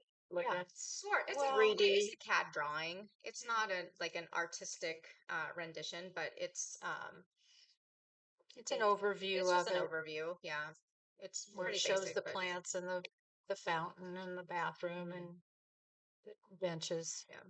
Well, can that be made available? Absolutely. Like put it on the website before construction starts and make sure people have an opportunity to see Yeah, what that absolutely. is. Like I said, the all the elements that are there are elements that were required as part of the grant, which the council approved, which the community approved. So we're just trying to figure out now how we get those elements in. A portion of those will come with this contract. A portion of it may come with other funding sources. But those elements were what were identified and what were authorized by council and the granting agency. So has that money actually been received already? Yeah, so we've been awarded the funding, and it's a reimbursement program, so we haven't requested all the reimbursements yet. But our first reimbursement that we're working on right now is the loan payoff. So that's $185,000 to pay that off. And then the rest of it will be construction money. So we have to spend the money before we're reimbursed. That's most of them do. Yeah. So the recommended action tonight is to authorize the city manager to execute a construction contract with the lowest responsive bidder and modify the project deliverables to maintain the project budget and the granting agency's intentions. Okay. I make a motion that we follow the recommended action with the I guess caveat that she brings any adjustments to us. Okay. So at our next meeting, you're saying that If any there's adjustments if would there's need a to be. special meeting needed for adjustments, she will call that because she doesn't want to delay construction for a whole month if we need to be talked to about it. Right, but if we don't decide on a special meeting tonight, then it would be difficult to No, call it's that meeting. only when needed. No. Okay. Second your motion. You get a motion, right? Yes. Okay, I second your motion. Is the motion clear to the secretary? Yeah, so basically you're saying if I need to modify the scope, take things out and not deliver on them, then I'll bring that back to council. But if part of this process, like I said, is finding other resources to be able to meet those grant deliverables and the design intentions. Like I said, we're looking at, street money can pay for parking and street improvements. We can get the trellis can be part of a donation from North Fork Lumber, so we're going to meet the objectives of the design and the granting agency and the community's needs and wishes. We just might need to do it through a couple of different resources. And I'm happy to bring that back, but I would really like to move forward with getting this contract going. So. And you'll put the design on I'll our put website. the design, yeah. We'll put it on the website. Don't be overwhelmed It's by not, it because it's not it's exciting. very simple. Yeah. Very, very simple. It's nothing major. And it's not much different from what it looks like now, actually. We're in the middle of having a motion made by Christopher Edgar, seconded by Angela Shaw. And any further discussion from council? All in favor, say aye. Aye. Aye. Opposed? Hearing none, the motion passes unanimously. Okay. Council correspondence. Is there any correspondence? Yeah, so it's right here. Okay. I've been ignoring my inbox. The voting delegate credentials at the annual conference. So I am the voting. So you're going I'm to this already the meeting. voting person. Yeah, I Oh. am not going to make it to this meeting though. I just Oh. went to one on Yeah, I thought Friday. you did. Yeah, I Yeah, remember. but this is coming up and I'm not going to be able to make it. August 28th. And And who's This the is second the on that one? larger Or is, meeting. did Angela take that? Who's the sub on that? I don't know. I think I Okay, might be. let's see. I The don't know. 20, I don't think I am. the If you're in 28th. it, you should go. Okay. Where is it? Is it an online meeting? No. No. Where is Redwood it? Empire League of California Cities. Do you know where this is? It's in Sacramento. Oh, this one in Oh, Sacramento. no, I can't. No, Okay. it's yeah. On a And it's the Tuesday? day after a council meeting Yeah. too.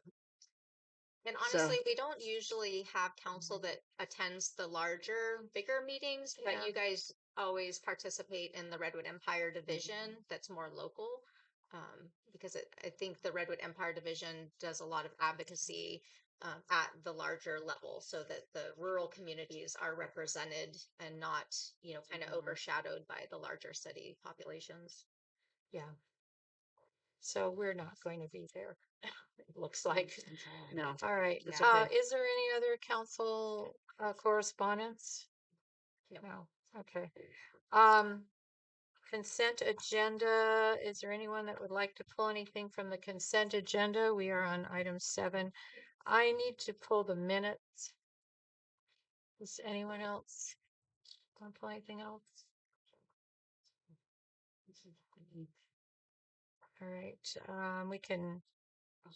We can talk about why I'm pulling this, or we can vote on 7B, the warrants and disbursements.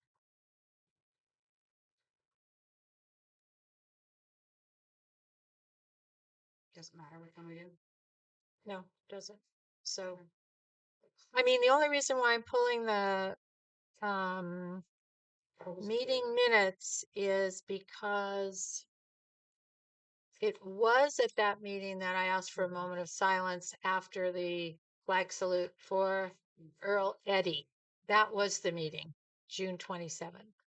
And I think we added it to the last meeting minutes. You asked it to be in the last one. Yeah, but it should be in this one. This one. Yeah. This is the one where it should be, because when I mentioned it the last one, you said, no, that's not right, because he hadn't passed away in the May meeting. So this is the June meeting. So it should be Pledge of Allegiance and a moment of silence for Earl Eddy, planning commissioner that passed away. So I move that we can approve the consent agenda with the said noted changes. Yeah, that's good. Motion made by Elizabeth McKay, seconded by Christopher Edgar to approve the consent agenda with that one addition to the June 27th, 2023 meeting minutes. Any further discussion from council? Anything from public? Mr. Sawatsky? I suppose some of you go ahead and through the warrants and you go ahead and read all those and see where the money's going and pretty well know how much is going to everything. I did see one thing that I look very favorable upon there, and it says Annalie Gonzalez, city clerk training, and that was 5/31/23 through 6/2/23 in the amount of $874.72. I've strongly supported having someone trained up so that we would have somebody who, should they be elected or appointed to be our city clerk. So I did wish to say thank you for that money being spent. Any other public on this? Public comment? Okay, back to council for the vote. All those in favor say aye. Aye. Aye. Opposed? It passes. Reports of council and staff. We're going to go around the dais. Did you get who made and seconded that? Yeah. Okay. Christopher Edgar, did you go to any meetings you would like to report on? No, but I did. What should I do? I talked to people that needed to be talked to. With the fire department? Yes. Okay, good. Please support your local fire department. There's lots of dangerous things going on right now, fires. There's lots of places where you can donate and help and do stuff. So please do so. Thank you. Elise? I have an update on the website rebuild or renovation or whatever you want to call it. Um, we're we're slogging through. By we, I mean Andy is. Um, he's he's discovered that there's some oddities about the original design that are rather time consuming. And so he's working his way through that. Um, and we've been in communication just recently. So and there's going to be a lot more. There's a lot more work to do. So we're looking at possibly somewhere in the next 2 to 3-ish weeks. People getting having a look at the new website. Um, and we're going to go live with it probably somewhere in the 3-week range, I think. Um, and then we'll be, going back through that contracted 4 hours a month to continue the work and keep going. But he's got some really great stuff in the works. It's going to make it really easy to update. It's going to update, take things. You make one update and it goes in several different places on the website. So there's going to be, it's going to really streamline and make function a lot nicer than it is right now and make it a lot easier to keep current. And so we're pretty excited about that. And and I did want to put out the word that if anybody has any photographs that they really love of town that are Blue Lake, if anybody that might want to contribute those photographs to the website, we're going to be looking for some new pictures.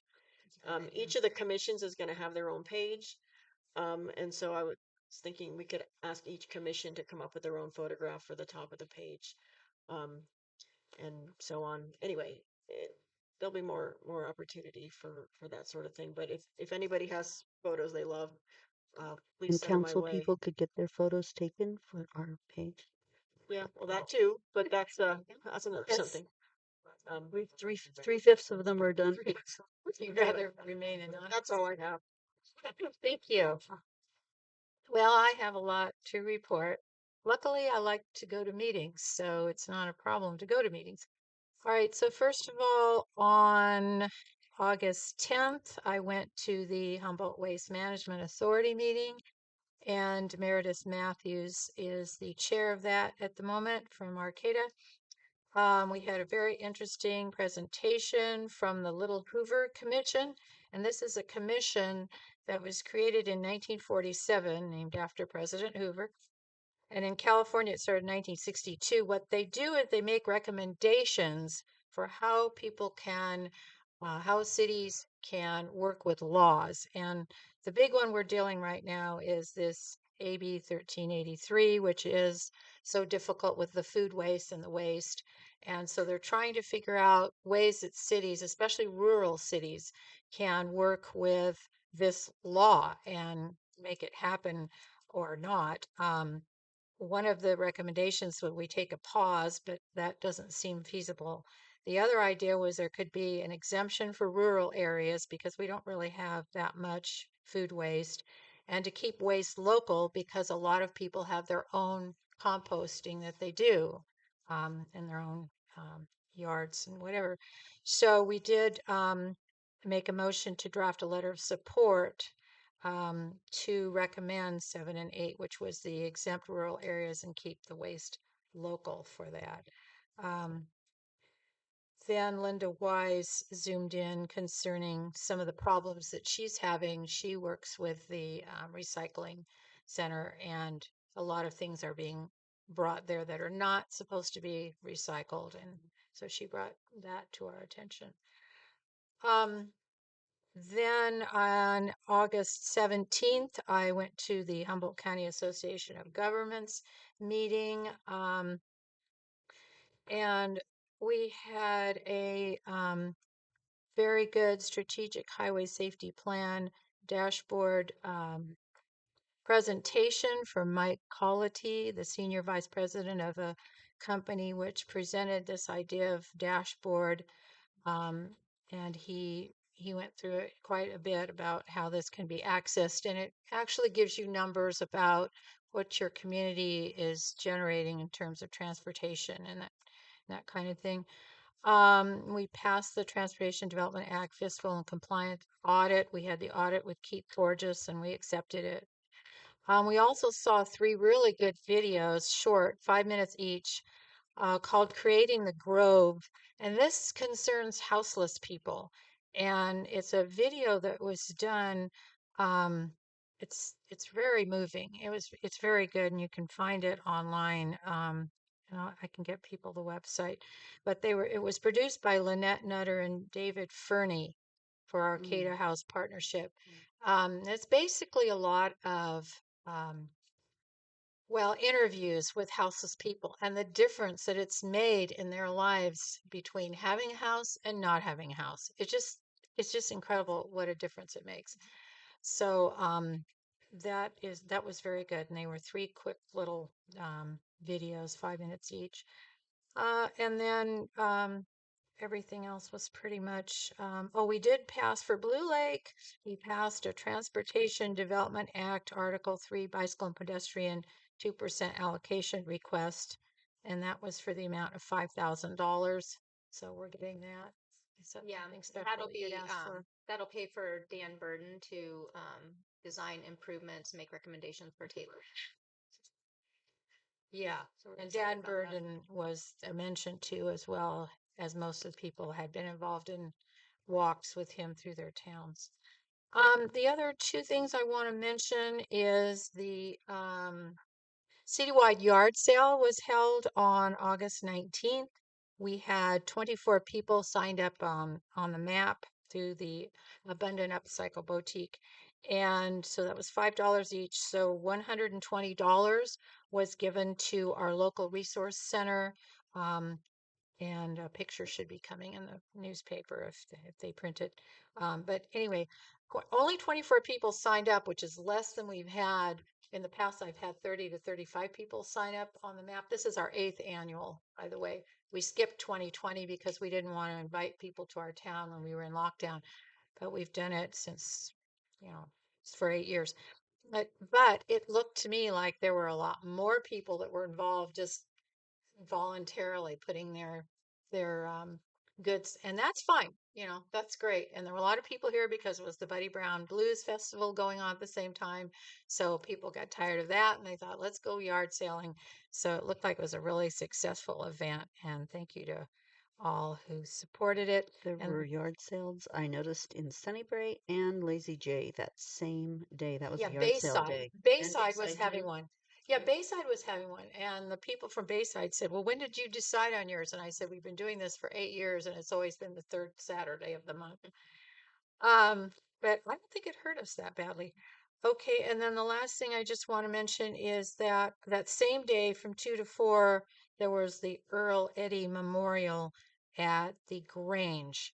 And it was a very well attended memorial, and um, very sad to lose our planning commissioner, which again brings me to the point that we really need to have a proclamation for him. 8 years on the planning commission, 8 years as a CERT person, and a couple that just moved to Blue Lake and just automatically, as soon as they moved in, wanted to serve our town, you know. And there's a lot of people that live in Blue Lake for a long time and they don't do nearly as much. And that's okay. I don't have a problem with that, but I just want to recognize someone that moves right into town and says, what can I do to help serve this town? And the planning commission, that is a very hard thing to be on. And he served really well on that. So anyway, that's all I have to report. So I'll move on. So REDEC is actually not until next week, so I won't be reporting on that right now. But the August Chamber of Commerce meeting, the Chamber Council felt that they did really well with Annie and Mary Days. In essence, they made almost $1,600 profit, so they felt really good about that. And the raffle was more profitable this year than it had been in the past. And then, as you know, as the treasurer noted, as everyone's kind of being very excited about how much money was raised, that what the treasurer did note was that, the idea for the chamber is not necessarily to make money, but to break even. And if they do make money, put it back into the community. And so there's, conversations around that. They did bring up again the nearly $900 profit from bingo. As the chamber members were meeting with the food vendors at Annie and Mary Day, the food vendors seem to have good sales and were happy to be there.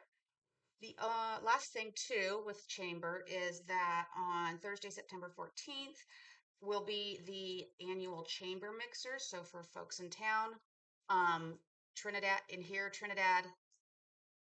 Arcata, and McKinleyville, chamber members are invited to Camp Bauer from 5:30 to 7 for the Blue Lake Chamber Mixer, and they will have raffle items and someone is catering. I didn't get the name of who is catering, but yeah, the food sounds amazing. Just as an FYI, so if you're gonna go, it's gonna be really good food. The last thing I wanted to mention is that Chris, I'm so glad you brought up support your local fire department because it jogged my memory about fires that are happening just to the north and east of us. And how devastating those fires are and continue to be devastating. One of the things that we can do in our little community to support is that the Mad River Brewery is a designated drop-off for water. So if anyone feels compelled to bring in gallon jugs of water or even, dare I say, disposable water bottles, they will be coordinating with the Yurok tribe and the Hoopa tribe to ensure that the water gets out there to the citizens who need it. I just want to add to the Annie and Mary Day that I had a record 54 booths on Annie and Mary Day, 53, and then somebody came up to me at the last minute and said, "Can I put my stuff out?" And I said, $45 for this place next to the bathroom, which he loved. So 54 is a record at $45 each. You can do the math that was over $2,000 that came to the chamber. And all the vendors were really happy. They sold like crazy. All right, Elizabeth.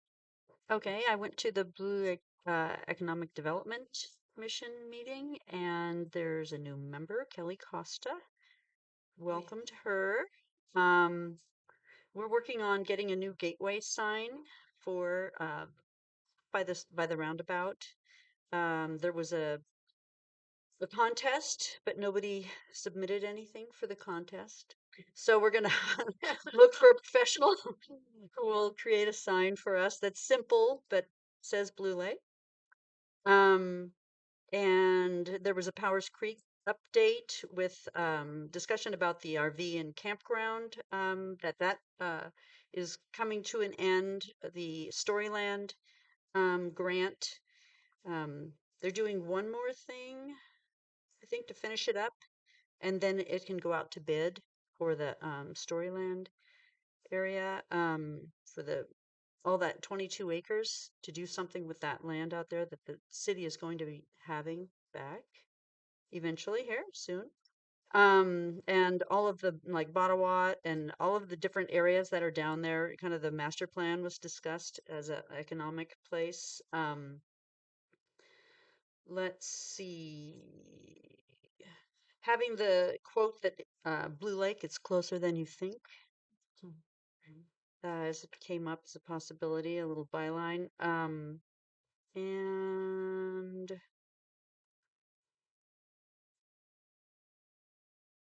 that's about it for that. Let's see. There's improvements in the skate park going on always. They're going to put in the sound baffling probably now as soon as school starts. Yeah, because the kids were all there, so they couldn't do it during the summertime. They need a scoreboard, and then the holiday market is something that they're part of too. So we're hoping to use the skate park for other activities, dances, music, and stuff like that. You mean the skating rink? The skate rink. Thank you. The rink.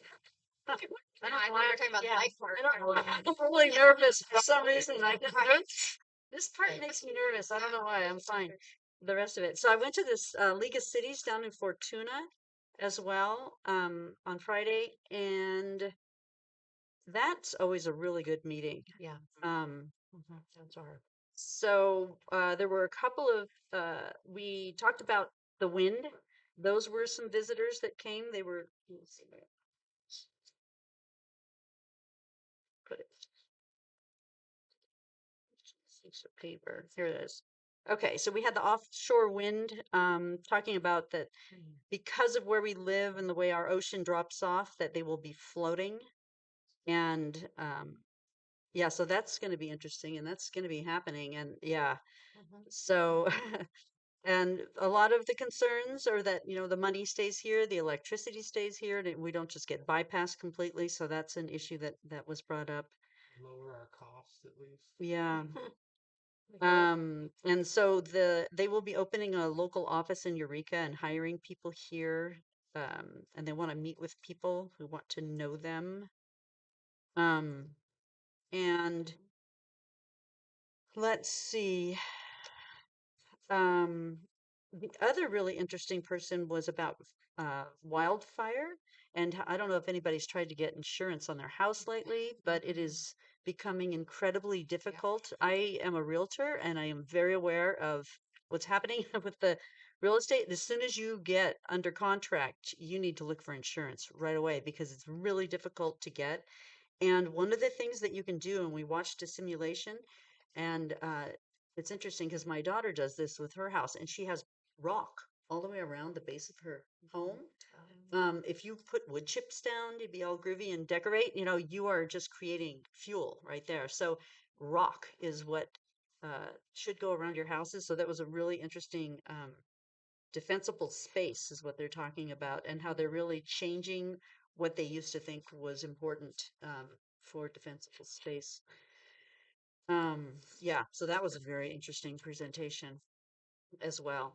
And yeah, it's a great, the League of Cities is wonderful. And it's the rural one, it's the Redwood one. So yeah, a lot of support. Thank you. Okay. Oh, I didn't do the arts and heritage because we've had people resign. And now we have we're looking for people. It's And it was unfortunate. canceled, wasn't it? Yeah, Yeah, because we it's can't have a unfair. quorum if nobody's there. Right. Yeah, So that's something we'll have to do for unfortunate, future agenda definitely. items. Yeah, a lot of talented people. How many folks are on the commission? 3 at this point. So we don't have enough for a quorum.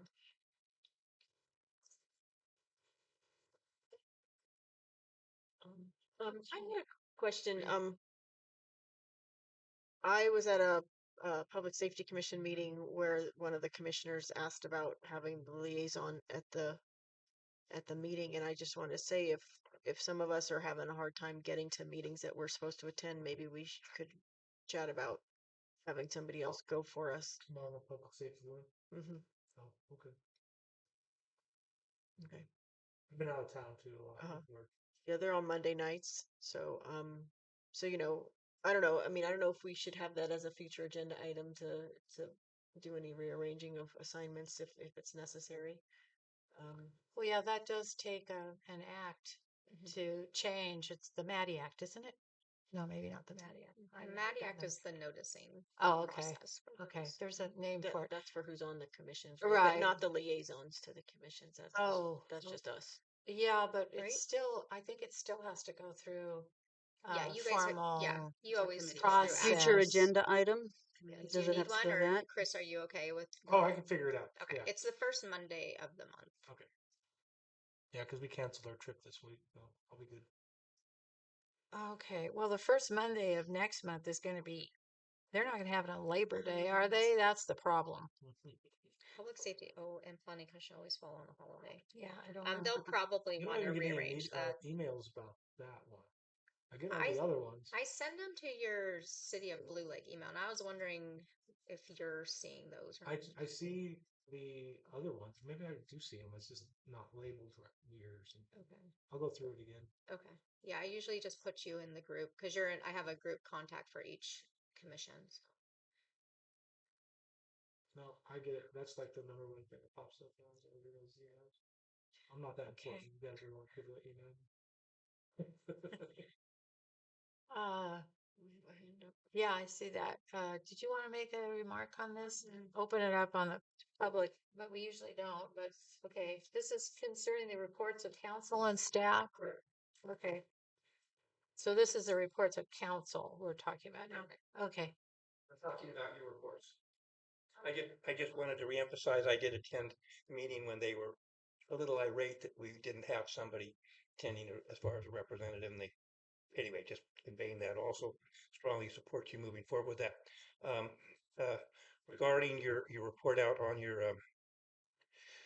citywide sale that we had there, some people I talked to during that felt that possibly if we could link that in with your, and also the same people on Sunday, we could change that to a Sunday.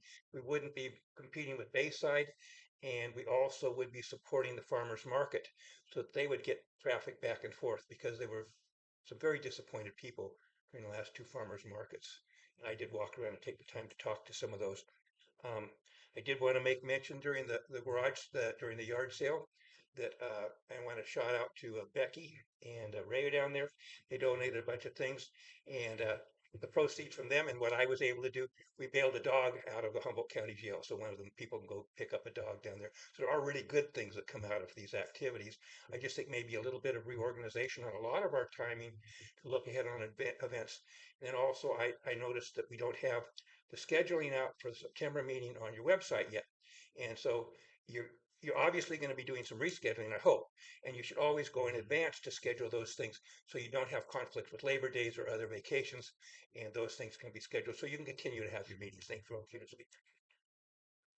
Thank you, Kent. Okay, staff report, which we have here. Commercial kitchen development is mentioned in the economic development area, as well as the finalizing, as you mentioned, Elizabeth, about the RV park and campground from Storyland. Parks and Recreation, the state park per capita grant, $177,000. Work identified in this has been completed at the horse arena, tennis courts, baseball, softball fields, the serving booth and stage area. Work continues on Prash Hall. The Town Square grant, which we have talked about, and the two bids. The Arts and Heritage Commission will work with the contractor in the city once final bids are received and budget allocations are quantified.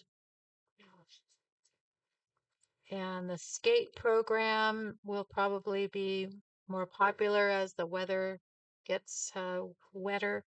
A summer camp sounds like it was a success, although we did compete with the school that was offering a free summer camp, so that made for less children at our camp. And the bike park is going to begin grading, and that's good. City infrastructure, the library improvement, I noticed Hooven and Company were tearing up our parking lot, so that's for the ADA access, and then the bathroom will be continued with that project. Paving, wastewater, and water repairs move on.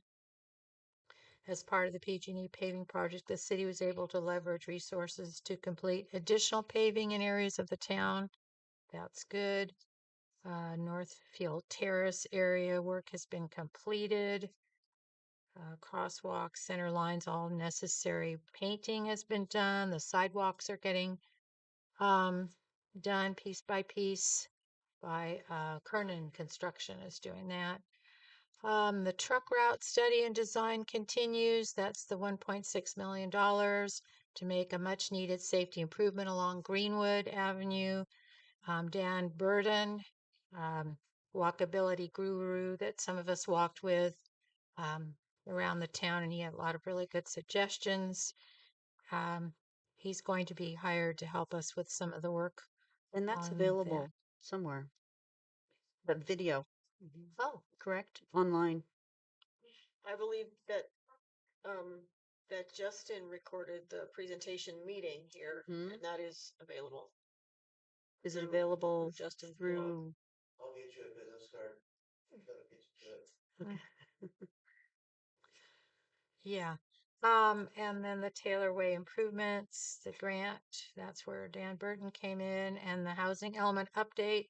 Staff has completed the final draft and submitted it to the state for review. The element has been circulated for the requirements of the state, and staff is anticipating moving it through the approved process in the upcoming months. So we're basically waiting on the state for our housing elements.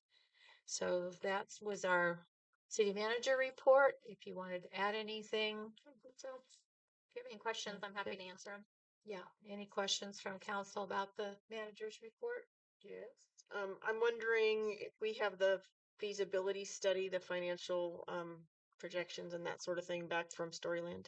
We do. It's part of the final report. And so the final report has been submitted. Yeah, so we have a final report. It's been reviewed. We actually had it reviewed by REDEC and Arcadia Economic Development. And those numbers were cross-checked. And so now we have a final portfolio that we're just waiting to look at printing options for that. And once it's printed, then what do you do with it? So the plan that was identified early on in the project, and that was part of our grant scope, was that we would, if the projects were deemed feasible through the process of completing the feasibility studies, that we would then release those out to the public to see if there was interest in developing that project. That project will probably be ready for release, I would think, probably in October.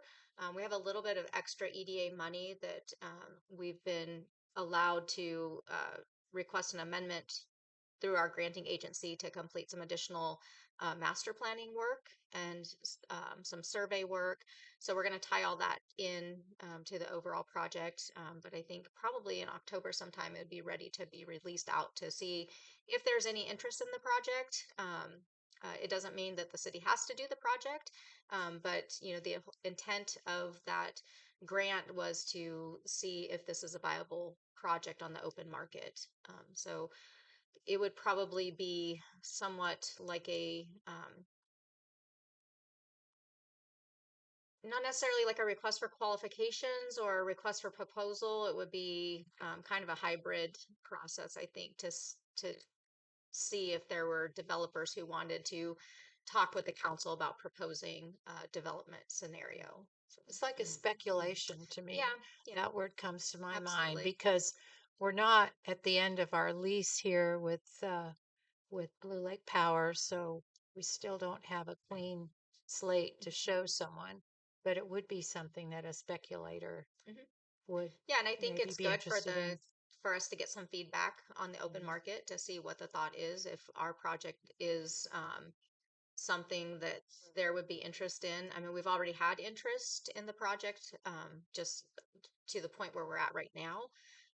We've also been talking, we initiated our discussions with our CEA too about opportunities for energy production and storage solutions. So we had a really good conversation last week about some next steps. And there's actually some grant funding coming up that possibly the city and RCEA could look at submitting a co-application that could look, it's a through rural utility service, and it's looking at rural communities being part of the energy solution for their communities, and especially communities that have access to things like the substation that is a part of the site.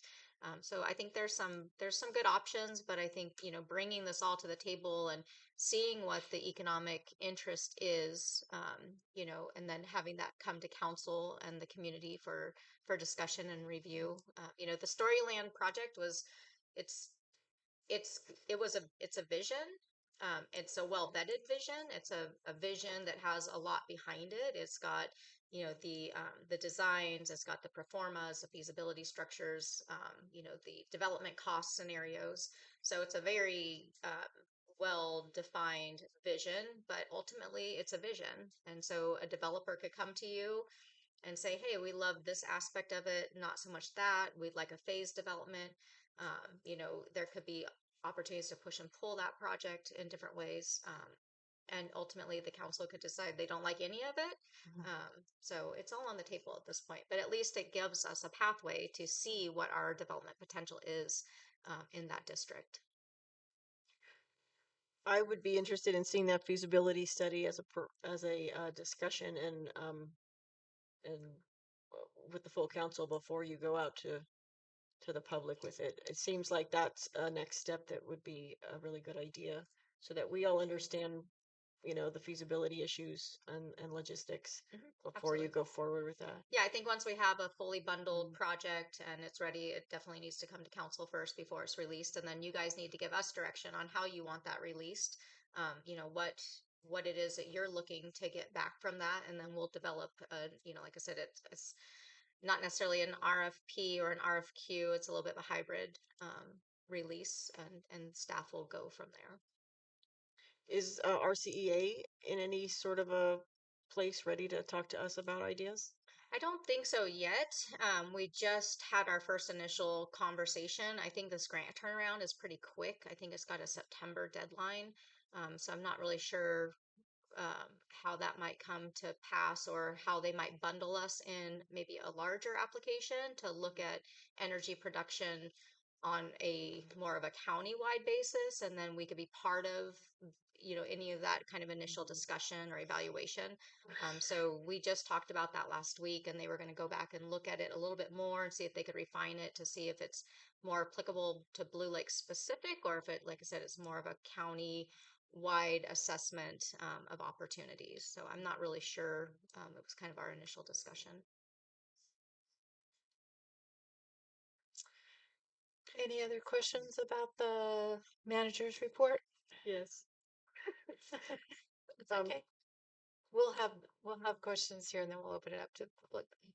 The state park per capita grant. I was wondering if you have a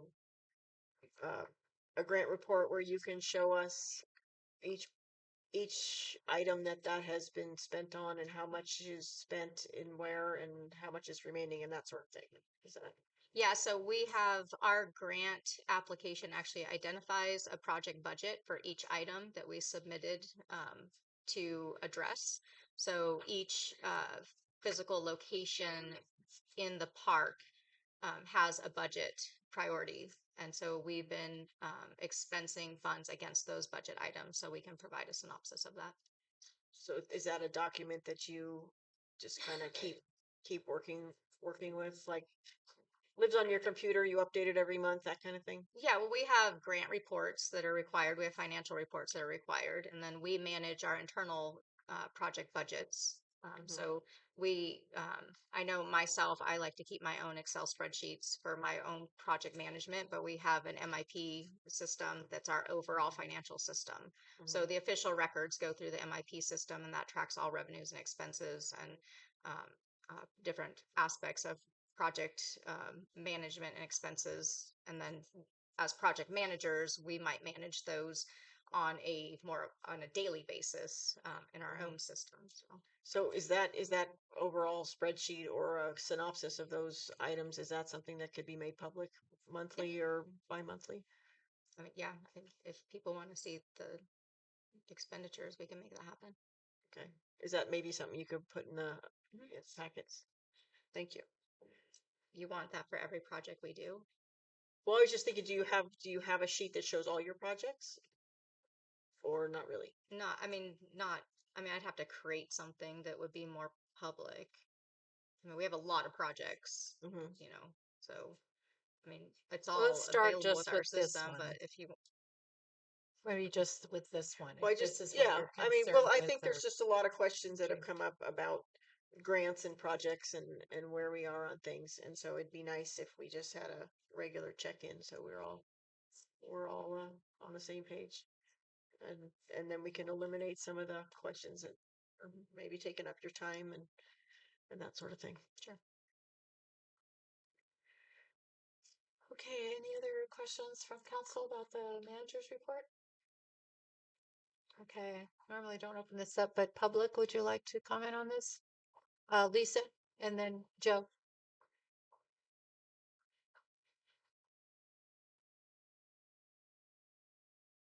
I did not realize that this was not something you normally have comments about. It was on the agenda, so. Yeah, it's okay. Okay, well, I was surprised to see the RV park and campground nested in the city manager's report and not a specific agenda item, and that the topic I just learned tonight or today was on the economic commissions. That was on, I guess, Elizabeth, you had presented that.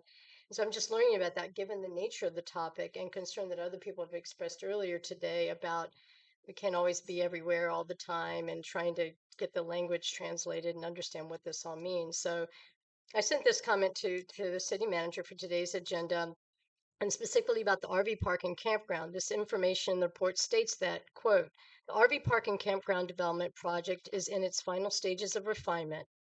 Again, I'm not sure what that means, but does that mean we're ready to start building? So just take it with me. Feasibility study. Well, okay, but this is what it says, the final stages of refinement. As a member of the community, how would you interpret that? That could be it's done, it's ready to go. So next, the city has received positive and constructive feedback and Storyland has produced the final report. Number 3, staff is quoted to release the project to the open market. First, I would disagree with some of the statements about positive feedback relative to the community, as the scale of development, the traffic, the infrastructure needs has raised concerns about from community members. Who or what entities specifically provided positive feedback? I'm not saying there wouldn't be positive feedback. Some people might like it. I'm not saying that. I just think to promote that it was positively put forward by the community is not representing the full community. And the project warrants further public engagement before marketing. The last presentation about this development idea, in my knowledge, was at a meeting many months ago and was very general. It was Storyland. It was a story, literally, similar to the first meeting at the Grange. Also, I did not see any final report on the Powers Creek webpage, yet the manager's report states that it exists. Where is the report? And I'm learning now that things that are on Powers Creek in that area are not necessarily in the Powers Creek district. How would I know that? That seems logical to me if it has to do with Powers Creek, that's where I might go to find an update on it. So maybe back to this update on the webpage, Elise. Yeah, we're gonna It is not appropriate to release this project to the open market without receiving community input on the final report by Storyland and an associated public forum. Is such a forum planned? I would ask that you, city manager or the council, address my questions and comments at an upcoming focus meeting. And thank you very much. But I'm going to hear that we've talked about this before, but again, as a member of the community, I think, and given the nature of this and the scale of it, that it warrants not to be buried in the city manager's report, and I'm using the word buried, or not to be necessarily economic development, because it seems like it's Powers Creek. It should be under Powers Creek and be discussed as an agenda item. So thank you very much. Thank you. Really, if I could make some clarity, Can no you speak into action. your microphone? There's no action to be taken on that, so that's why it's not an agenda item. So it's just a report. Again, it's a report, but instead of going out for bidders or when not bidders, going out to the open market, as a reader of that, to me, that means it's going out for bidders. So you have to put yourself, in the member of the community, and some people, like this person has said, like, sometimes you think you all think people hear it and know it, but I might interpret it slightly different. So I appreciate your comments on that, and when I read that, I interpret it in a similar fashion as you, and so that's one of the reasons why I ask, that we all get to hear about the feasibility study and really digest that and have an opportunity for public engagement on that piece of it before we take another giant step forward. So I appreciate you coming with that. Thank you. Chair recognizes Joe and then Dana and then Kent. And then Winona. So I understand doing feasibility studies for what's happening. I took a course in San Francisco as a sustainable building advisor course, and we studied regreening San Francisco and how to create a walkable space, a livable space in a city that was overbuilt and built without in ways that the infrastructure was failing. And we worked in a pilot program that informed the city and gave that information to the city, and then they held town hall meetings, and then they came up with a master plan that was developed for the city for regreening the city and the pedestrian realm. And that came in 2013, and they've had tremendous success in the areas that they've done the work. You're doing feasibility studies. You're saying that you're going to look at opening up to developers and see if they're interested in tweaking it. But in the charrette, the primary place to start is with the public and the vision of the community. And it's developing a vision, and before you, it's just backwards. Thank you. Dana? I think I spend more time watching to the iPad than I'm talking. So I heard the name Storyland yesterday. And I'm just like, what is Storyland? I saw this map yesterday. And I knew about Taylor Lane. So I was aware of that, but I just recently, I mean probably within a week ago, heard about what's the um the place where they were storing cars and bands and all of that. I learned about that about a week ago. And I also learned that there wasn't necessary, no, there wasn't going to be a restriction on approach to riparian adjacent to that lot. So there's like all these things coming up, and I just feel like we need, like I said before, I'm hearing these things, and it's all new to me. It's all new. So I just wanted to reinforce that, re-say that. Thank you. Kent Sawatsky? There's a pervasive feeling here that we have these meetings, we ask for public input, and we go down to the Grange. And of course, you folks are shaking your head. Yeah, everybody knew about these things because you're part of it. Of course, you're part of it. But we go to the meetings, and the perception is there's no minutes taken. There's no audio visual unless we do it independently. And then all of a sudden, everybody's overall support. I would say it was probably my best get was 80% of the people had grave concerns about that project at that time, but that's not reflected. That just disappears. It's very troublesome. I did also want to mention to you also in your correspondence, I've requestedly asked things be sent to you and you're not getting them. So maybe you would like to get information that's sent to you for correspondence in email form, both through your attorney and staff.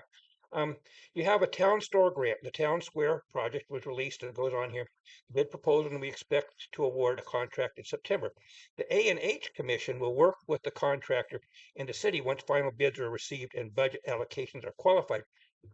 I'm not sure why are they implementing this, or they have some kind of, and you don't have a quorum, so they're not going to work with them apparently.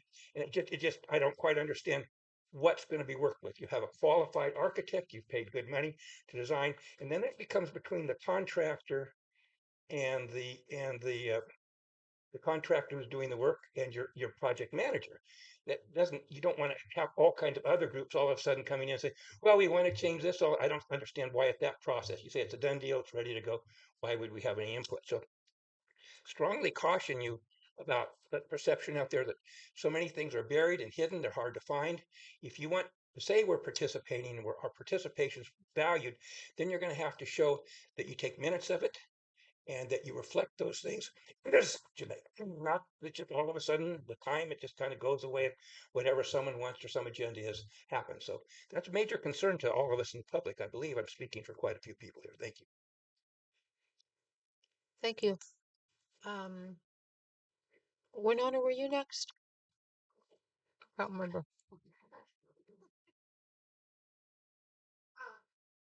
I guess I'm relieved to hear that Storyland isn't in the last stages because I also interpreted it that way.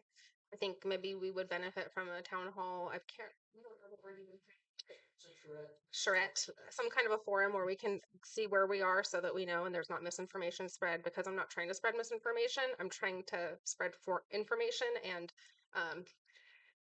I would challenge any of you to find the RFQ for the RV park on the website. I really mean that. Any of you, please try to find it. It's not under the Powers Creek District website updates. Why would it not be there? Why would I have to Google search Storyland and find it directing me to our economic development page at the very bottom underneath housing element updates? It makes no sense. So just transparency, getting the information where it belongs. Town hall meetings, we can talk about it. Information. Lisa's working on that right now. This is even a new thing. I mean, this is new. This RV park is. I mean, that's an issue I didn't even know existed. That information was that far from where it belongs. You know, we're worrying about missing minutes and things like that as well. But this is, I mean, literally, is our Powers Creek page for updates for the Powers Creek district. Are we going to keep utilizing that and put all of the updates on that, or are we going to start spreading them out? Or is that going to be common that? I mean, this new art building, do I need to find updates for the art building under Art and Heritage Club? Do you know what I mean? Is it all going to be in one place? Thank you. As much as possible, parts of the website are what I describe as just going down the rabbit hole. There's it's just and we're gonna slice and dice and completely redo that. And it won't happen immediately. Um it won't all happen immediately, but we're gonna look into that and try to get things remap that part of the website so that so it's easier to find things and develop a process for going forward with updates so they're easier to find um and you know more or less in the right place, whatever that means. And we might have some more, you know, some more opportunities for people to contribute their perceptions of what's what and where it should be and that kind of thing, because it's kind of a big, it's got a big piece. There's a lot of information on our website. It's just not always where you think it will be, and that sort of thing. So thanks for your input on that. And definitely want to work on that and make that easier for everybody.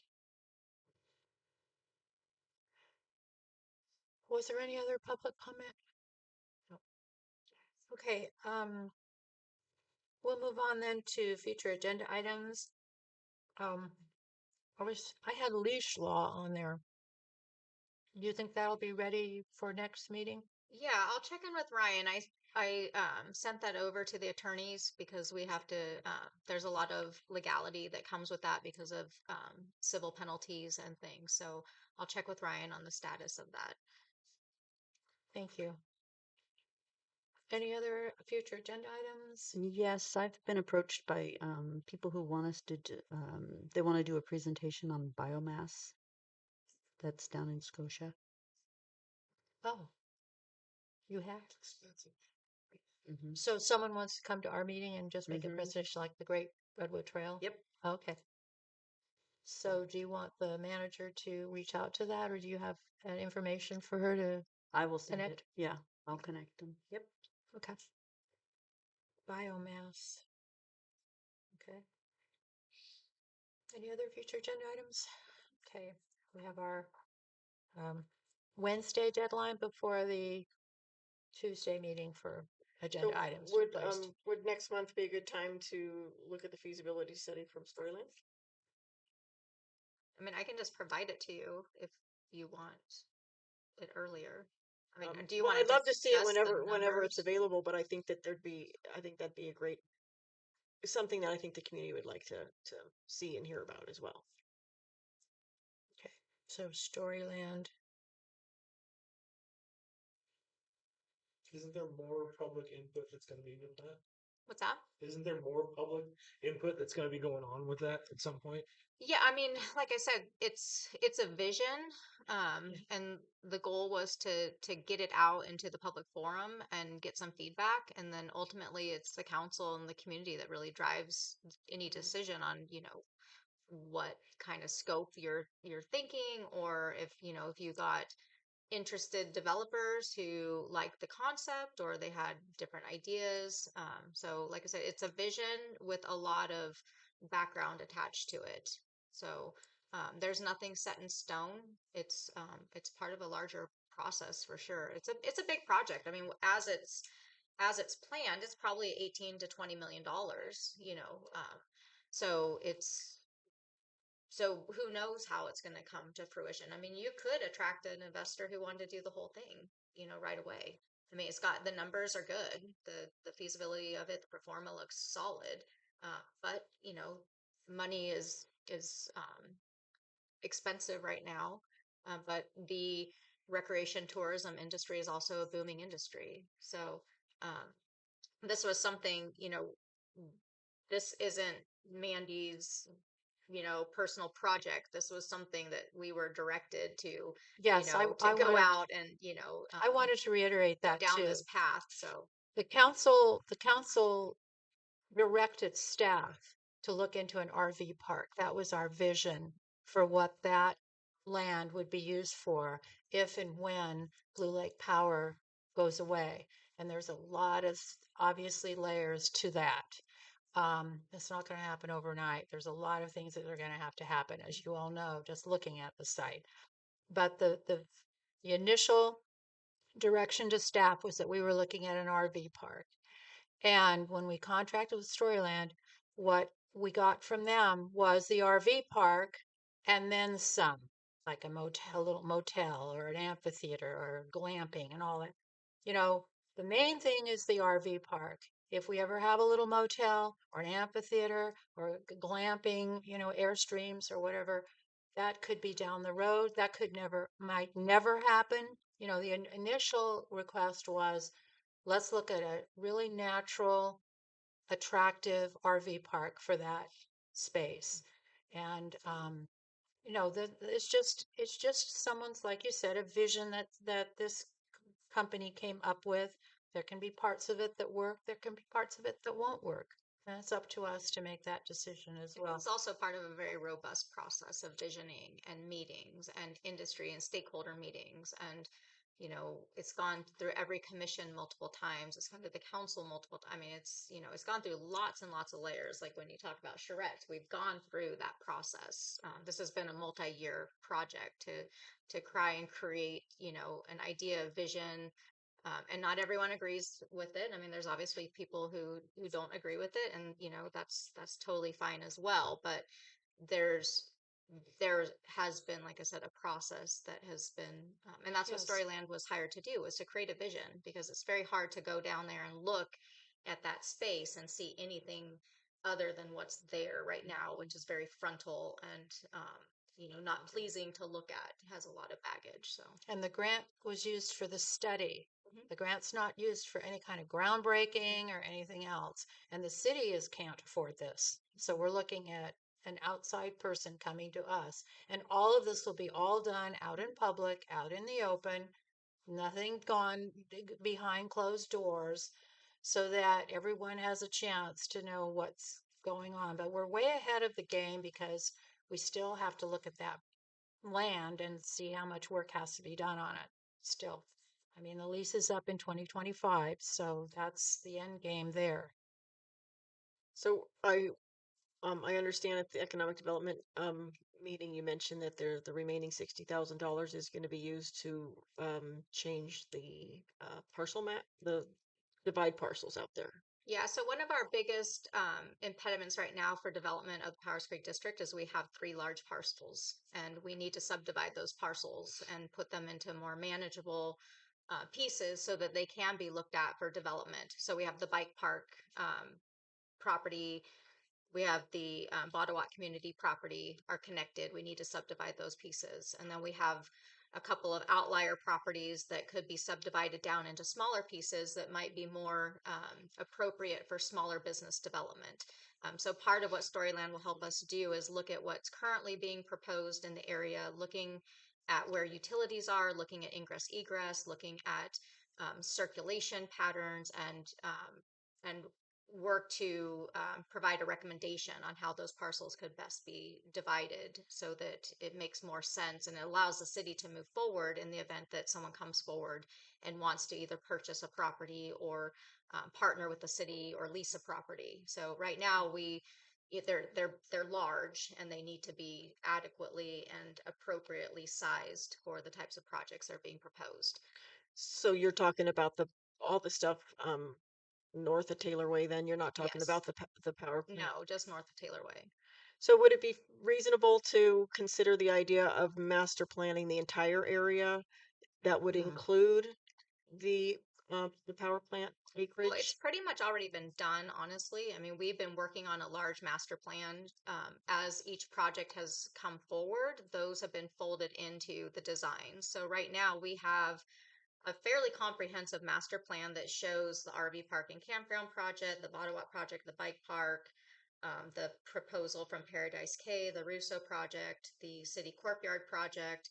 And then, like I said, we have a couple of outlier pieces of property that looking at the best way to subdivide those and then make access routes and circulation patterns. So you're starting to look at how the trail comes in and how people would circulate between parcels or businesses, looking at trail connectivity, fire access, utility improvements. So that's been part of the work that we've been doing for a number of years, is tying all those projects together so that there is a comprehensive approach. What we're doing now with Dan Burden is looking at Taylor Way and master planning Taylor Way so that those connections are are are safe for all user groups. So Taylor Way right now is one big long, basically drag strip. So looking at how people cross the street, if they're coming from the RV park and campground and they want to come over and ride at the bike park, like how would families get across there safely? Like what's that traffic interchange going down Taylor Way and circling back? How does the trail connect? Different access driveways, making sure the driveways are appropriately positioned for safe access in and out. So there's a lot of work that's been done, and a lot of that is laid out fairly comprehensively. And this is kind of the last remaining piece of that to kind of set that vision. So Not to throw a rock in the pond, but I've been approached by somebody who proposed a remaster planning of the entire area, and showed me some drawings that were really interesting. I think And I've seen those drawings.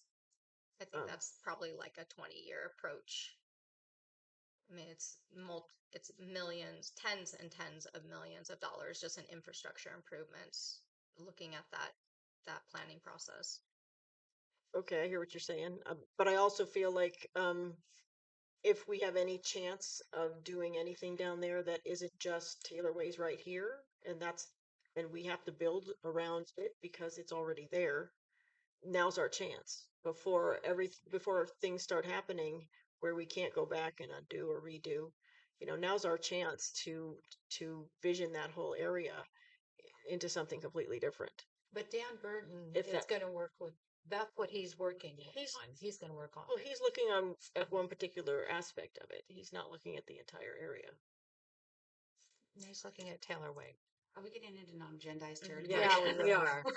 Okay, we are going to move on. If you have any future agenda items, we have a Wednesday before the Tuesday meeting deadline for any items that want to be brought forward. Now, So motion to seeing adjourn. as it's time, there's a motion by Elizabeth McKay to adjourn, seconded by Christopher Edgar. Is there any further discussion from council? Anything from public? Back to council for I Adjourning. But public comment on future agendized items from the public was not taken, and I did wish to agendize something in December when I'm back from Mexico. We'll let you know now, and it would be at least 2 different cases of potential or anticipated litigation, so that you're not aware that that's to be on the agenda. I have that right to do under your code there, and so I'm exercising that right, and I highly recommend that staff allow that to happen. It's in everybody's best interest to settle these things before they get totally entwined and are extremely expensive.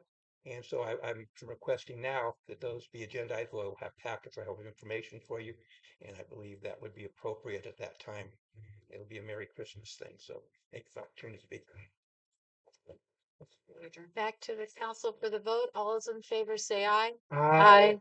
Opposed? We're adjourned.